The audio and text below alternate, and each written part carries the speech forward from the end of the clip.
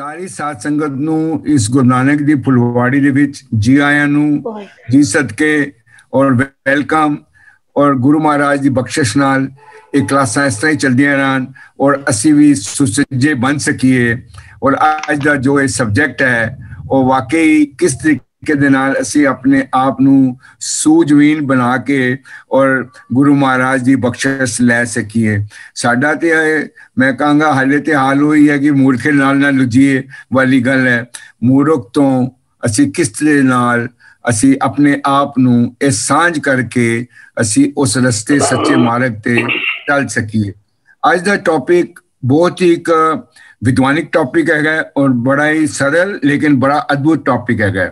ਔਰ ਸਾਡੇ ਨਾਲ ਜਿਹੜੇ ਸਾਂਝ ਕਰ ਰਹੇ ਹਨ ਵੀਰ ਗੁਰਿੰਦਰ ਜੀ ਤੇ ਕਰਨਗੇ ਨਵਜੋਤ ਸਿੰਘ ਜੀ ਜੋ ਕਿ ਇੱਕ ਆਧੁਨਿਕ ਪ੍ਰਾਚੀਨ ਸਾਜ਼ਾਂ ਦੇ ਵਿੱਚ ਇੱਕ ਮਾਹਿਰ ਹਨ ਔਰ ਜਿਨ੍ਹਾਂ ਨੇ ਸਾਨੂੰ ਗੁਰਬਾਣੀ ਨੂੰ ਰਾਗ ਰਾਹੀਂ ਕਿਸ ਤਰੀਕੇ ਦੇ ਨਾਲ ਕੇਵਲ ਪਾਠ ਕੀਤਾ ਜਾ ਸਕਦਾ ਹੈ ਸਹਿਜ ਪਾਠ ਉਹ ਵੀ ਇੱਕ ਸਾਨੂੰ ਜਾਂਚ ਦੱਸ ਰਹੇ ਹਨ।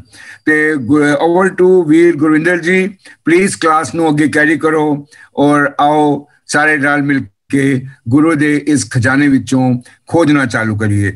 ਬਹੁਤ ਬਹੁਤ ਧੰਨਵਾਦ। ਵਾਹਿਗੁਰੂ ਜੀ ਕਾ ਖਾਲਸਾ, ਵਾਹਿਗੁਰੂ ਜੀ ਕੀ ਫਤਿਹ। ਵਾਹਿਗੁਰੂ ਜੀ ਕਾ ਖਾਲਸਾ, ਵਾਹਿਗੁਰੂ ਜੀ ਕੀ ਫਤਿਹ। ਤੇ ਕੋਟਾਨ ਕੋ ਧੰਨਵਾਦ ਅਕਾਲ ਪੁਰਖ ਜੀ ਦਾ ਹੈ ਜਿਨ੍ਹਾਂ ਦੇ ਬਖਸ਼ਿਸ਼ ਕੀਤੇ ਗਏ ਉਦਮ ਦੇ ਸਦਕਾ ਅਸੀਂ ਸਾਰੇ ਹੀ ਇੱਕ ਕੁਝ ਸਿੱਖਣ ਦੇ ਵਾਸਤੇ ਕਿ ਸ੍ਰੀ ਗੁਰੂ ਗ੍ਰੰਥ ਸਾਹਿਬ ਦੀ ਗੁਰਬਾਣੀ ਵਿੱਚ ਸਾਡੇ ਲਈ ਕੀ ਸੁਨੇਹੇ ਹਨ ਉਸ ਭਾਵਨਾ ਦੇ ਨਾਲ ਆਪਣੇ ਰੁਝੇਵਿਆਂ ਦੇ ਵਿੱਚੋਂ ਟਾਈਮ ਕੱਢ ਕੇ ਤੇ ਕਿਤੇ ਨਾ ਕਿਤੇ ਸਾਡੇ ਅੰਦਰ ਇੱਕ ਤਾਂਘ ਬਣਦੀ ਹੈ ਤੇ ਗੁਰੂ ਬਣਾਏ ਵੀ ਕਿ ਇਸ ਥਾਲ ਵਿੱਚ ਤਿੰਨ ਵਸਤੂ ਪਈਓ ਸਤ ਸੰਤੋਖ ਵਿਚਾਰੋ। ਇਹ ਅੱਜ ਤੱਕ ਕੱਜਿਆ ਰਿਹਾ, ਅਸੀਂ ਉਸ ਭੋਜਨ ਵੱਲ ਕਦੀ ਖਿਆਲ ਨਹੀਂ ਕੀਤਾ ਤੇ ਗੁਰੂ ਕਿਰਪਾ ਕਰਿਓ ਭੁੱਖ ਲੱਗੇ ਸਾਨੂੰ ਤੇ ਅਸੀਂ ਉਸ ਸਤ ਦੇ ਸੰਤੋਖ ਦੇ ਅੰਮ੍ਰਿਤ ਨਾਮ ਦੀ ਵਿਚਾਰ ਦੇ ਭੋਜਨ ਨੂੰ ਅਸੀਂ ਆਪਣਾ ਆਹਾਰ ਬਣਾ ਸਕੀਏ। ਤੇ ਉਸੇ ਭੁੱਖ ਦੇ ਸਤਾਏ ਹੋਏ ਮੈਂ ਫਿਰ ਬੇਨਤੀ ਕਰਾਂ ਭੁੱਖ ਦੀ ਭਾਵਨਾ ਬਣੇ, ਅਸੀਂ ਸਾਰੇ ਇਕੱਠੇ ਹੁੰਦੇ ਆ। ਤੇ ਅੱਜ ਦੇ ਜਿਹੜੇ ਟੌਪਿਕ ਨੇ ਜਦੋਂ ਅਸੀਂ ਉਹਨਾਂ ਦੇ ਹੈਡਿੰਗ ਪੜ੍ਹਦੇ ਆ ਜੀ ਤੇ ਹੈਡਿੰਗ ਪੜ੍ਹ ਕੇ ਸਾਨੂੰ ਇਉਂ ਲੱਗੇਗਾ ਸ਼ਾਇਦ ਇਹ ਕਿਸੇ ਇਸਤਰੀ ਦੀ ਗੱਲ ਕੀਤੀ ਜਾ ਰਹੀ ਹੈ, ਕਿਸੇ ਇਸਤਰੀ ਵਾਸਤੇ ਹੈ, ਕੁਚੱਜੀ, ਸੁਚੱਜੀ ਤੇ ਗੁਣਵੰਤੀ। ਇਹਦੇ ਵਿੱਚ ਕੋਈ ਦੋ ਰਾਵਾਂ ਨਹੀਂ ਗਿਆ ਕਿ ਇਹ ਹੈਡਿੰਗ ਆਪਣੇ ਆਪ ਵਿੱਚ ਇਸਤਰੀ ਲਿੰਗ ਦੇ ਰੂਪ ਵਿੱਚ ਹੀ ਹਨ। ਸਭ ਤੋਂ ਮਾਣ ਵਾਲੀ ਗੱਲ ਇਹ ਹੈ ਕਿ ਜਿਹੜਾ ਸਮਾਜ ਇਸਤਰੀ ਨੂੰ ਇਹ ਹੱਕ ਨਹੀਂ ਸੀ ਦਿੰਦਾ ਵੀ ਉਹ ਬਾਣੀ ਪੜ੍ਹ ਸਕੇ, ਧਾਰਮਿਕ ਗ੍ਰੰਥ ਪੜ੍ਹ ਸਕੇ, ਧਾਰਮਿਕ ਸਥਾਨਾਂ ਤੇ ਅਗਵਾਈ ਕਰ ਸਕੇ। ਲੇਕਿਨ ਸ਼ੁਕਰ ਕਰੀਏ ਗੁਰੂ ਸਾਹਿਬ ਦਾ ਕਿ ਗੁਰੂ ਗ੍ਰੰਥ ਸਾਹਿਬ ਦੀ ਜਿੰਨੀ ਵੀ ਬਾਣੀ ਹੈ ਉਹ ਸਾਰੀ ਬਾਣੀ ਇਸਤਰੀ ਰੂਪ ਦੇ ਵਿੱਚ ਉਚਾਰਨ ਕੀਤੀ ਹੋਈ ਹੈ। ਇਸ ਤੋਂ ਵੱਡਾ ਇਸਤਰੀ ਦੇ ਲਈ ਹੋਰ ਕੋਈ ਮਾਣ ਨਹੀਂ ਹੋ ਸਕਦਾ ਕਿ ਬਾਣੀ ਖੁਦ ਗੁਰੂ ਸਾਹਿਬ ਆਪ ਇੱਕ ਇਸਤਰੀ ਦੀ ਥਾਂ ਤੇ ਬੈਠ ਕੇ ਤੇ ਅਕਾਲ ਪੁਰਖ ਨੂੰ ਆਪਣਾ ਪਤੀ ਮੰਨ ਕੇ ਇਹ ਗੱਲ ਕਹਿੰਦੇ ਨੇ ਇਸ ਜੱਗ ਮੈਂ ਪੁਰਖ ਏਕ ਹੈ ਹੋਰ ਸਗਲੀ ਨਾਰ ਸਭਾਈ। ਤੇ ਅੱਜ ਦੀ ਜਿਹੜੀ ਗੱਲ ਹੈ ਨਾ ਕੇਵਲ ਇੱਕ ਪਤਨੀ ਦੀ ਨਹੀਂ ਹੋਣੀ, ਇੱਕ ਪਤੀ ਦੀ ਵੀ ਹੋਣੀ ਹੈ ਵੀ ਵੇਖੀ ਤੂੰ ਵੀ ਨਾ ਕਿਤੇ ਕੁਚੱਜਾ ਹੋ ਜਾਈਂ। ਇੱਕ ਸੁਚੱਜੀ ਪਤਨੀ ਦੀ ਗੱਲ ਨਹੀਂ, ਇੱਕ ਪਤੀ ਵਾਸਤੇ ਵੀ ਉਹ ਸੁਚੱਜ ਚਾਹੀਦਾ ਵੀ ਤੂੰ ਵੀ ਇੱਕ ਸਿੱਖਿਆ ਲੈਣੀ ਹੈ। ਸੋ ਦੋਹਾਂ ਚੀਜ਼ਾਂ ਦਾ ਸੁਮੇਲ ਹੈ ਗੁਰਬਾਣੀ। ਪਹਿਲਾ ਹੈਡਿੰਗ ਸੂਹੀ ਰਾਗ ਦੇ ਵਿੱਚ ਤਿੰਨੇ ਹੈਡਿੰਗ ਲਗਾਤਾਰ ਹਨ। 762 ਅੰਗ ਤੇ ਇਹ ਸ਼ਬਦ ਹਨ। ਪਹਿਲਾਂ ਰੱਖਿਆ ਗੁਰੂ ਸਾਹਿਬ ਜੀ ਨੇ ਕੁਚੱਜੀ ਦਾ ਹੈਡਿੰਗ, ਫਿਰ ਉਸ ਤੋਂ ਅਗਲਾ ਸਟੈਪ ਹੁੰਦਾ ਸੁਚੱਜੀ, ਫਿਰ ਉਸ ਤੋਂ ਵੀ ਅੱਗੇ ਕੋਈ ਚੀਜ਼ ਹੈਗੀ ਹੈ ਉਹ ਹੈ ਗੁਣਵੰਤੀ। ਹੁਣ ਦੇਖੋ ਜਿਹੜਾ ਕੁਚੱਜੀ ਨੂੰ ਅਗਰ ਅਸੀਂ ਇਹਨਾਂ ਸ਼ਬਦਾਂ ਦੀ ਇੱਕ ਇੱਕ ਵੀ ਪੰਕਤੀ ਲਈਏ ਨਾ ਵੀ ਕੀ ਆਧਾਰ ਹੈ ਤੇ ਕੁਚੱਜੀ ਦਾ ਕੇਵਲ ਇੰਨਾ ਕੁ ਲੱਛਣ ਹੈਗਾ। ਕੁਚੱਜੀ ਦਾ ਕੀ ਕਹਿਣ ਲੱਗੇ ਕੁਚੱਜੀ ਦੇ ਬਸ ਲੱਛਣ ਇਹੀ ਨੇ ਜਦੋਂ ਸੋਇਨਾ ਰੂਪਾ ਰੰਗੁਲਾ ਮੋਤੀ ਤੈ ਮਾਣਕ ਜੀਓ ਸੇ ਵਸਤੂ ਸ਼ਹਿ ਦਿੱਤੀਆਂ ਮੈਂ ਤਿੰਨ ਸਿਉ ਲਾਇਆ ਚਿੱਤ ਜੀਓ। ਬਸ ਜਿਹੜੀਆਂ ਇਹ ਚੀਜ਼ਾਂ ਸਨ ਇਹਨਾਂ ਨਾਲ ਚਿੱਤ ਜੋੜ ਲਿਆ ਤੇ ਸ਼ੋਅ ਨੂੰ ਦਾਤ ਪਿਆਰੀ ਵਿਸਰਿਆ ਦਾ ਤਾਰਾ, ਉਹ ਵਾਲੀ ਗੱਲ ਬਣ ਗਈ ਤੇ ਜੀਵਨ ਕੁਚੱਜੀ ਦੀ ਅਵਸਥਾ ਚ ਆ ਗਿਆ। ਇਸ ਇੱਕ ਲਾਈਨ ਵਿੱਚ ਆਪਾਂ ਜੇ ਇਹਦਾ ਸੈਂਟਰਲ ਆਈਡੀਆ ਲੱਭਣਾ ਹੋਵੇ ਤਾਂ ਕਿ ਮਾਲਕ ਜੀ ਸੇ ਵਸਤੂ ਸ਼ੈ ਦਿੱਤੀਆਂ, ਤੂੰ ਮੈਨੂੰ ਦਾਤਾਂ ਦਿੱਤੀਆਂ ਸਨ, ਪਰ ਮੈਂ ਤੇਰੀਆਂ ਉਹ ਦਾਤਾਂ ਨੂੰ ਹੀ ਆਪਣਾ, ਜਿਸ ਨੂੰ ਅਸੀਂ ਕਹਿੰਦੇ ਆ ਦੇਣ ਵਾਲਾ, ਤੇ ਵਿਸਰ ਗਿਆ ਤੇ ਦਿੱਤੇ ਹੋਏ ਨੂੰ ਅਸੀਂ ਦਾਤਾ ਮੰਨ ਕੇ ਬੈਠ ਗਏ, ਜਿਸ ਨੂੰ ਅਸੀਂ ਬਾਣੀ ਵਿੱਚ ਪੜ੍ਹਦੇ ਹਾਂ, ਕੀਤੇ ਕੋ ਮੇਰਾ ਸਮਾਨੈ ਕਰਨਹਾਰ ਤ੍ਰਿਣ ਜਾਣੈ। ਤੇ ਜਦੋਂ ਇਹ ਅਵਸਥਾ ਬਣ ਜਾਏ ਤੇ ਜੀਵਨ ਵਿੱਚ ਕੁਛ ਆ ਜਾਂਦਾ। ਜਦੋਂ ਦਾਤਾ ਡਾਊਨ ਆ ਜਾਏ ਤੇ ਦਾਤਾਂ ਜਿਹੜੀਆਂ ਨੇ ਪਦਾਰਥ, ਉਹ ਜੀਵਨ ਵਿੱਚ ਬਹੁਤਾ ਪ੍ਰਭਾਵ ਪਾਉਣ ਲੱਗ ਪੈਣ ਤੇ ਬੰਦਾ ਕਿਸੇ ਦੀ ਪਰਵਾਹ ਨਹੀਂ ਕਰਦਾ, ਹੱਦ ਪਾਰ ਹੋ ਕੇ ਆਪਣੇ ਨੀਵੇਂ ਤੋਂ ਨੀਵਾਂ ਕੰਮ ਕਰ ਜਾਂਦਾ, ਕਿਉਂ ਇਹਨੂੰ ਕੇਵਲ ਉਹ ਦਾਤਾ ਦਿਖਦੀਆਂ ਨੇ, ਉਹ ਚੀਜ਼ਾਂ ਦਿਖਦੀਆਂ ਨੇ, ਉਹ ਹਥਿਆਉਣੀਆਂ ਨੇ, ਕਿਸੇ ਵੀ ਤਰੀਕੇ ਨਾਲ ਪ੍ਰਾਪਤ ਕੀਤੀਆਂ ਜਾਣ। ਇਹ ਜੀਵਨ ਦਾ ਕੁਚੱਜ ਹੈ। ਤੇ ਸੁਚੱਜ ਕਿੱਥੇ ਹੈ? ਸੁਚੱਜ ਵੀ ਆਪਾਂ ਇੱਕ ਸ਼ਬਦ ਵਿੱਚ, ਇੱਕ ਪੰਕਤੀ ਵਿੱਚ ਲੱਭ ਸਕਦੇ ਹਾਂ। ਸੁਚੱਜੀ ਇਹ ਕਹਿੰਦੀ ਹੈ ਕਿ ਇਹ ਤੇ ਪਦਾਰਥ ਆਉਣ ਜਾਣ ਵਾਲੇ ਨੇ, ਮੈਂ ਕਿ ਜਾਂ ਤੂੰ, ਸੁਚੱਜੀ ਇਹ ਕਹਿੰਦੀ ਹੈ ਜਾਂ ਤੂੰ ਤਾਂ ਮੈਂ ਸਭ ਕੋ, ਤੂੰ ਸਾਹਿਬ ਮੇਰੀ ਰਾਸ ਜੀਓ, ਤੂੰ ਹੀ ਮੇਰੀ ਰਾਸ ਹੈਗੀ ਹੈ। ਉਹ ਸੁਚੱਜੀ ਦੀ ਇਹੀ ਨਿਸ਼ਾਨੀ ਹੈ। ਉਹ ਕਹਿੰਦੀ ਹੈ ਮਾਲਕਾ ਤੇਰੀ ਯਾਦ ਤੋਂ ਬਿਨਾਂ, ਜਿਸ ਨੂੰ ਅਸੀਂ ਬਾਣੀ ਪੜ੍ਹਦੇ ਹਾਂ, ਰੱਤੇ ਸਹੀ ਜੇ ਮੁਖ ਨਾ ਮੁੜਾਨ, ਜਿੰਨੀ ਸਿੰਝਾਤਾ ਸਾਈ ਝੜ ਝੜ ਪਵਦੇ ਕੱਚੇ ਬਿਰਹੀ, ਜਿੰਨਾ ਕਾਰਨ ਆਈ ਧੜੀ ਵੀ ਹੋਣਾ ਪਾਟ ਪਟੰਬਰ ਭਾਹੀ ਸੇਤੀ ਜਲ। ਇੱਕ ਤਿਆ ਹੋ ਗਿਆ ਤੇ ਦੂਜੀ ਜੀਵਨ ਆ ਹੈਗਾ ਧੂੜੀ ਵਿੱਚ ਲੁੜੰਗੜੀ ਸੋਹਾ ਨਾਨਕ ਤੈ ਸ਼ਹਿਨਾਲੇ। ਹੁਣ ਇਹਨਾਂ ਦੋਹਾਂ ਵਿੱਚ ਕੁਚੱਜੀ ਵੀ ਹੈ ਤੇ ਸੁਚੱਜੀ ਵੀ ਹੈ। ਤੇ ਗੁਰੂ ਨਾਨਕ ਸਾਹਿਬ ਨੇ ਇਹ ਦੋਵੇਂ ਚੀਜ਼ਾਂ ਸਾਨੂੰ ਬਖਸ਼ੀਆਂ ਕਿ ਭਲਿਓ ਵੇਖਿਓ ਆਪਣੇ ਜੀਵਨ ਨੂੰ ਕੁਚੱਜ ਤੋਂ ਸੁਚੱਜ ਵਿੱਚ ਲੈ ਕੇ ਆਉਣਾ ਜੇ। ਤੇ ਸੁਚੱਜੇ ਤੋਂ ਅੱਗਾ ਵੀ ਇੱਕ ਹੋਰ ਹੈਗਾ, ਉਹ ਗੁਣਵੰਤੀ ਹੈਗੀ। ਉੱਥੇ ਫਿਰ ਇੱਕ ਸਿੱਖ ਦੀ ਗੱਲ ਕੀਤੀ ਗਈ ਹੈ ਵੀ ਇਤਮਾਰਗ ਚੱਲੇ ਭਾਈੜੇ ਗੁਰ ਕਹਿ ਸੋ ਕਾਰ ਕਮਾਏ ਜੀਓ। ਤੇ ਉੱਥੇ ਕੀ ਹੈ? ਤਿਆਗੇ ਮਨ ਕੀ ਮਤਣੀ ਵਿਸਾਰੇ ਦੂਜਾ ਭਾਉ ਜੀਓ। ਆ ਇੱਕ ਗੁਣਵੰਤੀ ਦੀ ਨਿਸ਼ਾਨੀ, ਇੱਕ ਸੁਨੇਹਾ ਹੈ ਸਿੱਖ ਰੂਪ ਹੋ ਕੇ ਸਤਿਗੁਰ ਆਪ ਸਾਨੂੰ ਸੁਨੇਹਾ ਦੇ ਰਹੇ ਹਨ। ਦੂਸਰੀ ਗੱਲ, ਗੁਰਬਾਣੀ ਅੰਦਰ ਸਾਨੂੰ ਇੱਕ ਸਫ਼ਰ ਤੈਅ ਕੀਤਾ ਗਿਆ, ਮੇਰੇ ਰਾਮ ਹੰਬਾਰਕ ਹਰ ਪ੍ਰਭ ਕੇ ਹੈ ਇਆਣੇ। ਤੇ ਇਆਣਿਆਂ ਤੋਂ ਗੁਰੂ ਨੇ ਸਾਨੂੰ ਸਿਆਣਿਆ ਕਰਨਾ ਹੈ। ਧੰਨ ਧੰਨ ਗੁਰੂ ਗੁਰ ਸਤਿਗੁਰ ਪਾਂਦਾ, ਜਿਨ ਹਰ ਉਪਦੇਸ਼ ਦੇ ਕੀਏ ਸਿਆਣੇ। ਦੁਨੀਆ ਨੇ ਸਿਆਣਪ ਦਾ ਕੋਈ ਪੈਰਾਮੀਟਰ ਰੱਖਿਆ ਹੋਇਆ ਹੈ। ਦੁਨੀਆ ਕਹਿੰਦੀ ਹੈ 18 ਸਾਲਾਂ ਤੋਂ ਬਾਅਦ ਬੰਦਾ ਫੈਸਲੇ ਲੈ ਸਕਦਾ ਹੈ, 18 ਸਾਲਾਂ ਤੋਂ ਬਾਅਦ ਇਹਨੂੰ ਕੋਈ ਹੱਕ ਹੋ ਸਕਦੇ ਨੇ, 18 ਸਾਲਾਂ ਤੋਂ ਬਾਅਦ ਇਹਦਾ ਕੋਈ ਪਹਿਚਾਣ ਪੱਤਰ ਬਣ ਸਕਦਾ ਹੈ, ਇਹਦਾ ਕੋਈ ਸਰਟੀਫਿਕੇਟ ਬਣ ਸਕਦਾ, ਕੋਈ ਲਾਇਸੈਂਸ ਬਣ ਸਕਦਾ ਹੈ। ਮਤਲਬ ਇੱਕ ਮਿੱਥ ਲਿਆ ਗਿਆ ਵੀ ਇਸ ਉਮਰ ਦੇ ਪੜਾਅ ਤੋਂ ਬਾਅਦ ਇਹ ਸਿਆਣਾ ਹੋ ਗਿਆ। ਪਰ ਗੁਰਮਤਿ ਨੇ ਕਿਹਾ ਵੀ ਨਹੀਂ ਭਲਿਓ, ਸਿਆਣਪ ਜਿਹੜੀ ਹੈ ਨਾ, ਇਹ ਉਮਰਾਂ ਦੇ ਹਿਸਾਬ ਨਾਲ ਨਹੀਂ, ਸਿਆਣਪ ਨੂੰ ਉਮਰ ਦੇ ਤਰਾਜੂ ਨਾਲ ਨਹੀਂ ਤੋਲ ਸਕਦੇ। ਇੱਥੇ ਕੋਈ 12 ਸਾਲਾਂ ਦਾ ਬਾਬਾ ਬੂੜਾ ਵੀ ਹੋ ਸਕਦਾ ਹੈ, 6 ਤੇ 7, 7, 8 ਜਾਂ 9 ਸਾਲ ਦੀ ਉਮਰ ਦੇ ਬਾਬੇ ਹੋ ਸਕਦੇ ਨੇ। ਇੱਥੇ ਉਮਰ ਨੂੰ ਮਾਪਣ ਦਾ ਕੋਈ ਵੀ ਮਾਪਦੰਡ ਉਮਰ ਨਹੀਂ ਹੈ ਸਿਆਣਪ ਨੂੰ ਮਾਪਣ ਦਾ। ਇੱਥੇ ਸਿਆਣਪ ਨੂੰ ਸਿਆਣਪ ਦੀ ਦ੍ਰਿਸ਼ਟੀ ਨਾਲ ਮਾਪਿਆ ਜਾਂਦਾ ਹੈ। ਤੇ ਗੁਰੂ ਨਾਨਕ ਸਾਹਿਬ ਨੇ ਅੱਜ ਸਾਨੂੰ ਆ ਸੁਨੇਹੇ ਦੇਣੇ ਨੇ। ਤੇ ਹੁਣ ਆਪਾਂ ਇਸ ਬਾਣੀ ਵਿੱਚ ਭਾਵਾਂ ਸਿਰਲੇਖ ਇਹਨਾਂ ਦਾ ਸੋਹੀ ਰਾਗ ਹੈ, ਪਰ ਫਿਰ ਵੀ ਰਾਗ ਦੇ ਵਿੱਚ ਇਹਦੇ ਵਿੱਚ ਸਾਡੇ ਨਵਜੋਤ ਵੀਰ ਜੀ ਉਹ ਸਾਡੇ ਨਾਲ ਜੁਆਇਨ ਹੋ ਚੁੱਕੇ ਨੇ। ਤੇ ਮੈਂ ਉਹਨਾਂ ਨੂੰ ਬੇਨਤੀ ਕਰਦਾ ਵੀ ਉਹ ਅੱਗੇ ਆਉਣ ਤੇ ਆਪਣੀ ਇਸ ਕਲਾਸ ਨੂੰ ਸ਼ੁਰੂ ਕਰ। ਨਵਜੋਤ ਵੀਰ ਜੀ ਸਾਡੇ ਨਾਲ ਜੁਆਇਨ ਕਰ ਚੁੱਕੇ ਹਨ ਤੇ ਮੈਂ ਵੀਰ ਜੀ ਨੂੰ ਜੀ ਆਇਆਂ ਵੀ ਕਹਿਣਾ, ਨਾਲ ਧੰਨਵਾਦ ਕਰਦਾ ਵੀ ਅੱਜ ਵੀ ਉਹਨਾਂ ਨੇ ਆਪਣੇ ਰੁਝੇਵਿਆਂ ਦੇ ਵਿੱਚੋਂ ਟਾਈਮ ਕੱਢਿਆ।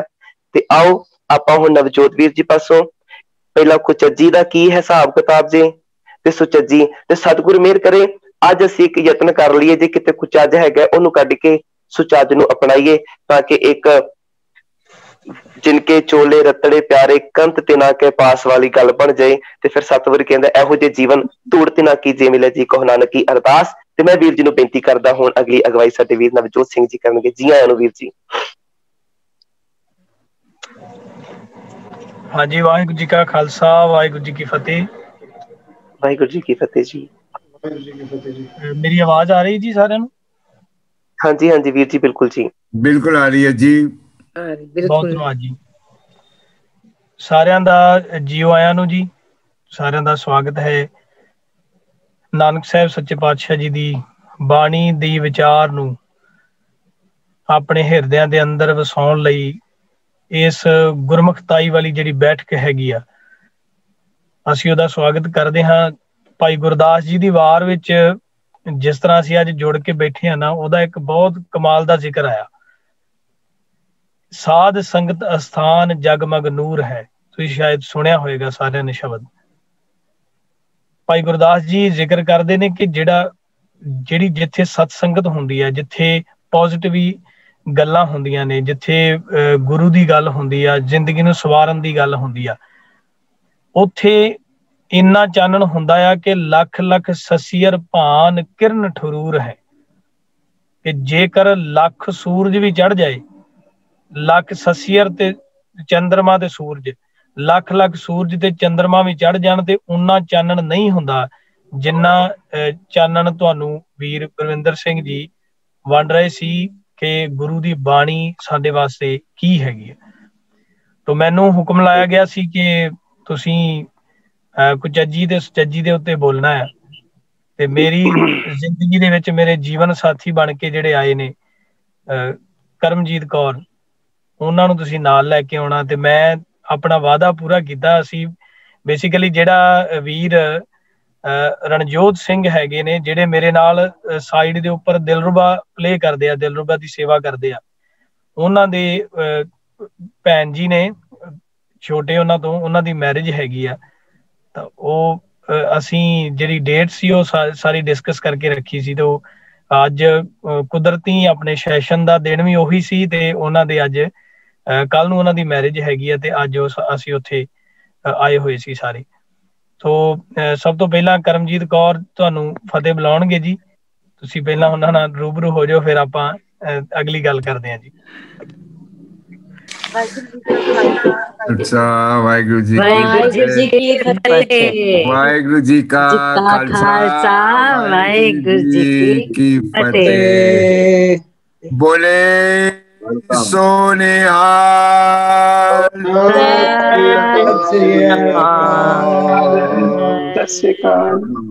बहुत बहुत मुबारक बधाइयाँ जी, बहुत बधाइयाँ, बहुत बधाइयाँ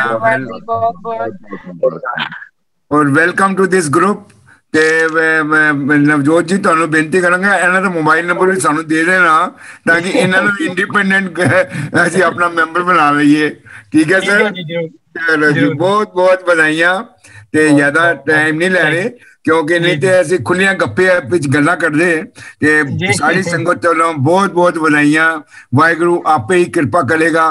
ਤੁਸੀਂ ਤੇ ਮਾਲਕ ਤੁਹਾਡਾ ਤੇ ਹੈ ਹੀ ਸੱਚਾ, ਤੇ ਉਹਦੇ ਵਿੱਚ ਹੋਰ ਪ੍ਰਫੁੱਲਤ ਹੋ ਔਰ ਖੁਸ਼ੀਆਂ ਮਾਣੋ। ਬਹੁਤ ਬਹੁਤ ਵਧਾਈ।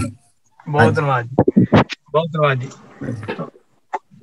ਮੈਂ ਸਪੈਸ਼ਲੀ ਇਹਨਾਂ ਨੂੰ ਉੱਥੋਂ, ਕਿਉਂਕਿ ਗੁਰਪ੍ਰੀਤ ਕੌਰ ਇਹਨਾਂ ਦੇ ਨਾਲ ਕਾਫੀ ਅਟੈਚ, ਉਹ ਇਸ ਕਰਕੇ ਮੈਂ ਉਹਦਾ ਦਾ ਚੱਲ ਰਿਹਾ ਸੀ ਸਾਰਾ ਜੋ ਵੀ ਉਹਨਾਂ ਦਾ ਰੁਝੇਵਾਂ ਸੀ, ਤੇ ਉਹਦੇ ਵਿੱਚੋਂ ਮੈਂ ਸਿਰਫ ਅੱਧਾ ਘੰਟਾ ਮੰਗ ਕੇ ਮੈਂ ਲੈ ਕੇ ਆਇਆ। ਮੈਂ ਕਿਹਾ ਅਸੀਂ ਬਹੁਤ ਜ਼ਰੂਰੀ ਹੈ ਸਾਡਾ। ਸੋ ਚਲੋ ਵਾਪਸ ਅਸੀਂ ਆਪਣੇ ਸਬਜੈਕਟ ਦੇ ਆਉਂਦੇ ਹਾਂ। ਵੀਰ ਜੀ ਹੁਣਾਂ ਨੇ ਜਿਹੜੀ ਇਹਦੀ ਵਿਆਖਿਆ ਕੀਤੀ ਹੈ, ਆਪਾਂ ਇਹਦੀ ਵਿਆਖਿਆ ਰੂਪ ਦੇ ਵਿੱਚ ਅਸੀਂ ਅੱਗੇ ਗੱਲ ਬਹੁਤ ਵਧੀਆ ਕਰ ਚੁੱਕੇ ਨੇ ਗੁਰਵਿੰਦਰ ਸਿੰਘ ਜੀ ਹੋਣੀ।